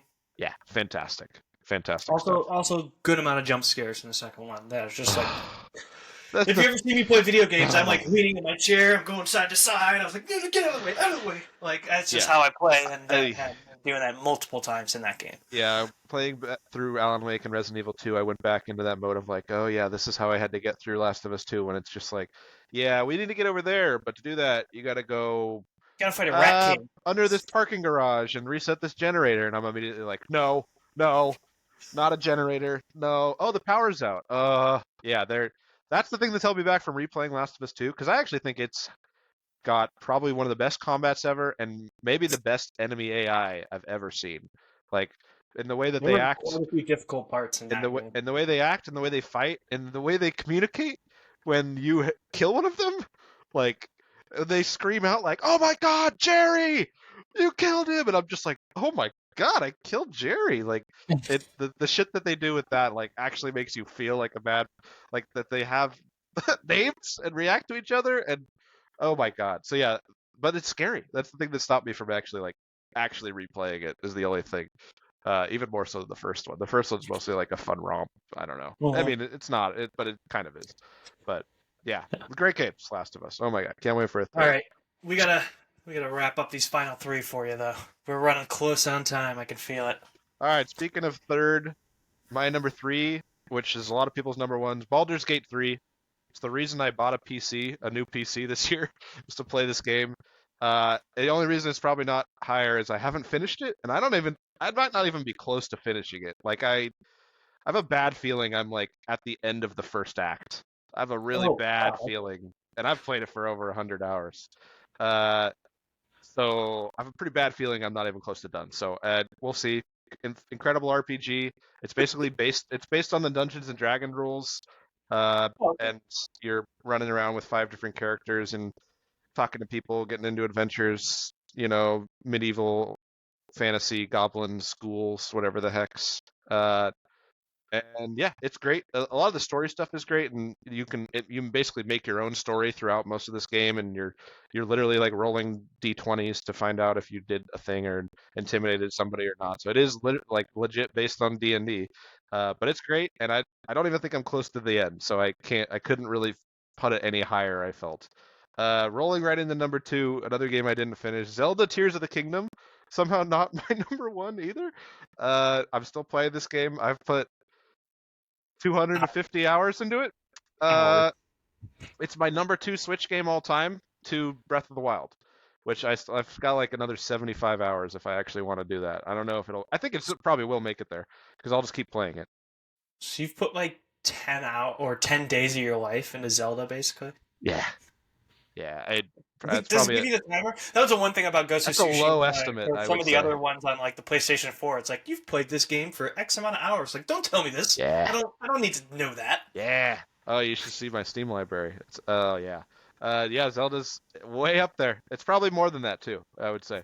Uh, but it's the best. It's a casual exploration game. This one's the most innovative because it's like a creating game. You're building vehicles or whatever you want to get around. My favorite thing is the fuse thing, so you're making your own weapons. Every enemy has like whatever, like a basic horn or like an electric talon or some kind of giant battle axe on their head, and you kill them, and then you take that and you fuse it to like an old weapon, and now you have like this crazy battle axe thing. It's great. I love it. and they did enough to where you're on the same map as last time, but everything's changed, and you go back to the villages you knew from the first one, and they're different in like a lot of different ways. So it's been great. I could beat it, but I'm not quite done doing all the other stuff. So I know it's a good one, but it's only my number two. And my number one, which is basically just a game that was created for me, and so I had to put it number one. It felt like Sea of Stars. I I Is love it this the game. boat one? No, wait, is it No. what? I'm trying to think if you've talked about this one I before. don't know. I don't think so. Uh, Okay. I saw this like I saw them tweet about it like 2 years ago, and they're like, put it on your wish list, and I was like, oh my god, this game, I love this game, and I put it on my wish list. It's basically just like a throwback 16-bit RPG, but it's with the mechanics and stuff of a modern game. So it's kind of like a Chrono Trigger. If Chrono Trigger had been made today, I don't know if you know Chrono Trigger, but it's great. It's your three little kids going on an adventure in a mystical land. Uh, Great team fights or great boss fights. Yeah, cool little world. You go around. Uh, Great music, great story. And I haven't done like the secret ending, but I've done everything else. But yeah, it's just like a very casual, like little adventure throwback that is like great mechanics, and there's a lot of stuff that like one of my favorite moves in this is there's like a moon and a sun person, like there's a moon lady and a sun guy. I'm not describing this well at all, but the moon lady has a staff, and she has like this. I think it's called like a moonerang or So something. stay with me. That can't be the name. I'm butchering this, but basically she like sends out a little moon, and then every time it comes back to her, if you tap A, she'll like bounce it back. So you just sit there, you like bounce, bounce, bounce, and then you're just like bah, bah, bah, bah, bah, bah, bah, bah, bah, bah, bah, bah, and then the guy just dies because you hit him 50 times. That was very appealing. So there's a lot of stuff like that of like timing based stuff to the combat. And yeah, I love the story, I love the game, and I just love the aesthetic of it. And I just knew it was kind of gonna be, if it was what I thought it was gonna be, it was gonna climb this list pretty quick, and it absolutely was. So it's my number one for the year is Sea of Stars. Great little game. Yeah, crazy game, crazy year for games. Absolute banger. Yeah, I may have to come back to this and things may change. A lot of stuff got left off. Dave the Diver was not on my list. Was the other fishing game. This is Oh, the okay. fucking awesome game where you're half the time you're diving and you're getting fish with like a harpoon, you're diving around, you're collecting stuff, and then you come back up to the top and you go to a sushi restaurant at night and you work the sushi restaurant What? and you make sushi and you sell it to people, and then you go back down the next day and you get more supplies for the sushi restaurant. Awesome gameplay loop. So fun. Uh Simple. Love it. there's like whole mermaid lands underwater and too. Like there's a lot of this game that I haven't even touched because I just there's so many other things that came out. Starfield was won my most disappointing game of the year, and Door Simulator, so two-time award winner. If you're into that kind In of thing, not a good way. not exactly in a good way. There wasn't too much else that I really felt like It I had sounds to like I mention. shouldn't even bother with Starfield in the future. I don't know. I mean, if you get it like on a cheap discount and you want to try it out, maybe it'll click with you a little better. It did not really click with me, and I had it described to me as a questing game where you just Hmm. get a quest and do the quest, and it's like, okay, cool, sure. I did that for a bit, but then I wasn't really getting. I did this one long quest line where I went to this like corporate planet basically, where everybody was. It's like Coruscant or something, but like kind of dirtier. And I was trying to like, my character was from there technically. He was like the planet was called Neon, and I picked a trait that was a neon street rat. So I was like, oh, I'm gonna go back to my hometown. I'm gonna clean up this dirt town. I'm gonna infiltrate the corporate, and I'm gonna blow it up from the inside and give it back to the people. That was my whole thing. So I applied at like this corporate place, and I did a bunch of missions there and helped them out. And then I got to the end, and there was basically like this one decision that was like, do you want to make this technology that allows you to control other people's brains legal? And I was like, no. And then then it ended. That was the end of the quest line. And they were like, we could give you some odd jobs. And I was like, wait, but I didn't even get to tear you guys down. Ah, god damn it. So I don't know. It didn't really click for me, and it was a lot of like getting from one place to another, and then I got there and had to listen to some idiot talk for 5 minutes, and I just was like, get out of my face. So, You're not doing that. and it wasn't like Skyrim or Fallout where it was like, I'm just gonna go that way and see what happens, because there was, if you're not going to place. Like There's like there's infinite fucking exploration in there's those games, right? there's yeah, and there's not really that in this game.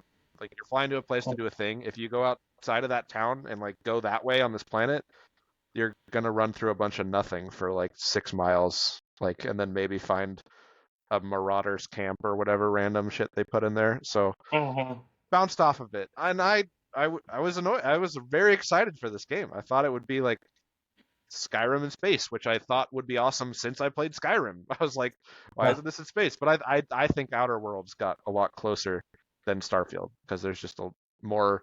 It feels like a more lived-in world, and I can talk to the people and interact with them, and they give me hard decisions to make and interesting storylines because it's concentrated. It's not blown out to the literally into space, and then it's like, well, there's an interesting mission over there if you ever find it. I doubt you will, and there's one over here, and they don't connect, and you got to go through loading screens. So I don't know, but a lot of games this year, a lot of great games. Starfield was not one of them for me. Okay then.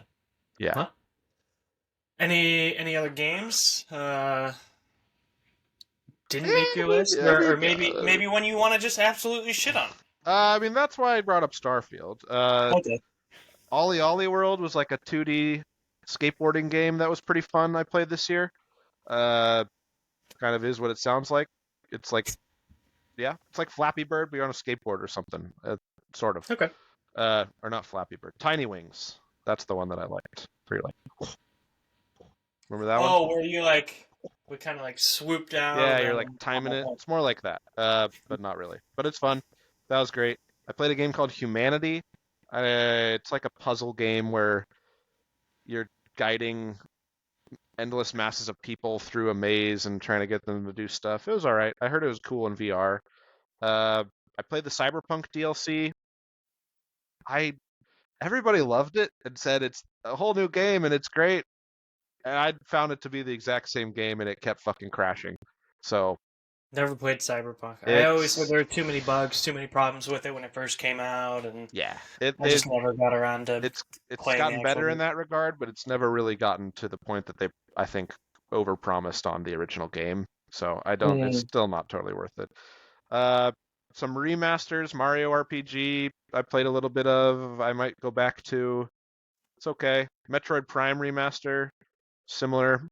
Like I just kind of could feel the old game design and some of those Metroidvanias where it's like, here you gotta go through this door, but you don't have the thing. You gotta go over here and then get the thing and bring it back to the door. And I'm just like, I don't.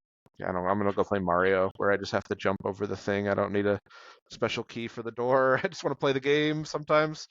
Uh, Backpack Hero was pretty fun. It's like an inventory management game, roguelike, where you're just like, it's more about like the inventory. Like there's some stuff. It's like if you have an arrow, it's like put your arrows on the left, and the more empty spaces in front of your arrow, the more damage it does. So I don't know. Those kind of interesting. That's most of them. As far as categories, yeah, best level, Alan Wake 2. Best story, Alan Wake 2. Best music, Alan Wake 2. So everything's just Alan Wake 2. Well, game, most disappointing, Starfield. Game I bounced off of, Fire Emblem Engage. Came out early in the year. Off of? You mean like you bought it, played some of it, and just decided not to play any more of it? Yeah, I played like an hour, and I was like, I can't do it. I can't get into it. It's like a turn-based strategy game. There's a previous game, Fire Emblem Three Houses, which I loved because you're like a teacher at a place and you have students and it's like kind of like being in Hogwarts and blah blah blah. It was kind of fun though because you're like a teacher teaching and building up your units. This one they start you with like fucking 12 people and I immediately was just like I don't know what's happening. I can't give me 4 and I can like understand what they are. I can't start with 12. I've already lost all understanding. The best weapon / gadget I had as that Zelda fuse, where you can make all your own weapons, / the Pikmin doggo, because he's great. I love the Pikmin doggo. But he's a living thing. So, best RPG, Baldur's Gate 3. Best platformer, Mario Wonder. Best door simulator, Starfield. That's a fitting place to end, I think. Okay. All right. But yeah, I still have top 10 anime, so maybe next week or next. Yeah, that'll be next week. Then we gotta break it up. Otherwise, we'd have a whole episode of just top 10s throughout the year. We couldn't possibly do that. Well, I feel like we spent the last We tried. hour We tried it. We these couldn't. games that we had. Yeah. No, I had a question, but I think I'll save it for the next time that we're on. Okay. Does have to do with a video game. But Okay. Well, ask it now. I'm gonna forget otherwise. well, I was just gonna say, did you ever play the game Stray?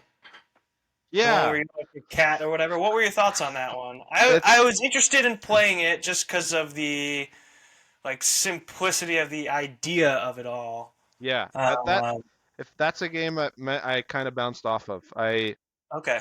I didn't play it enough to really give it a fair chance, but I've heard it's a pretty short little story game, so you might be able to bang it out pretty quick. Okay. But it wasn't. My thing with that game is it's not. It's kind of barely a game. It's like a walking simulator. Like Okay. it's not a So platformer yeah, you're just kind of like walking around. because it is like you're here, go over here and jump onto this and jump onto this, but you're not jumping onto it. You're just pressing the button and then it jumps onto it. So it's like Oh, it's kind of a vibey little go through this world and experience it, and mostly it's like if you like cats, then you can make the cat purr or something, and that's cool, I guess. I made the But fox purr in Ghost of Tsushima. Does that so count? well, maybe you'd be into it then. But it is like a quick little experience. So I've heard good things about it. I just didn't quite get into it, or maybe some other game came along. It happens a lot with me. So I played a tiny amount of it, not quite enough to have any idea, but there wasn't enough game there for me. There wasn't quite enough game there. It just seemed like a very But simple, it looked beautiful. downloadable one that you could Yeah, play. I I didn't think have it high is hopes. I that. was just curious because it seemed somewhat interesting to play. It is Just that.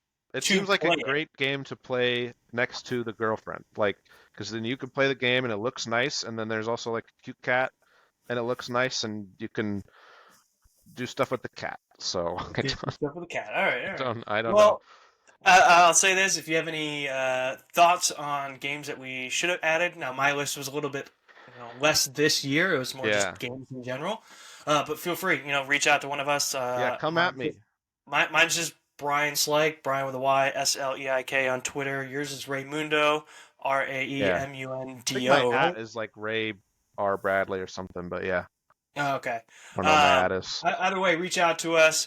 That wraps up this episode of Sportslandia. I know it went a little long. We appreciate you sticking with us. There was a lot to recap over the last 2 weeks that we couldn't get together due to some weather phenomenon here. Well, this may so make it that's why easier. Yeah, this definitely made it easier. We might have to do this in the future if we have any other issues, especially when we have guests on. This will probably be the way that we do it. But yeah, no, that's Ray. I'm Brian. Thanks for tuning in for another episode of Sportslandia, and hopefully we'll catch you next week.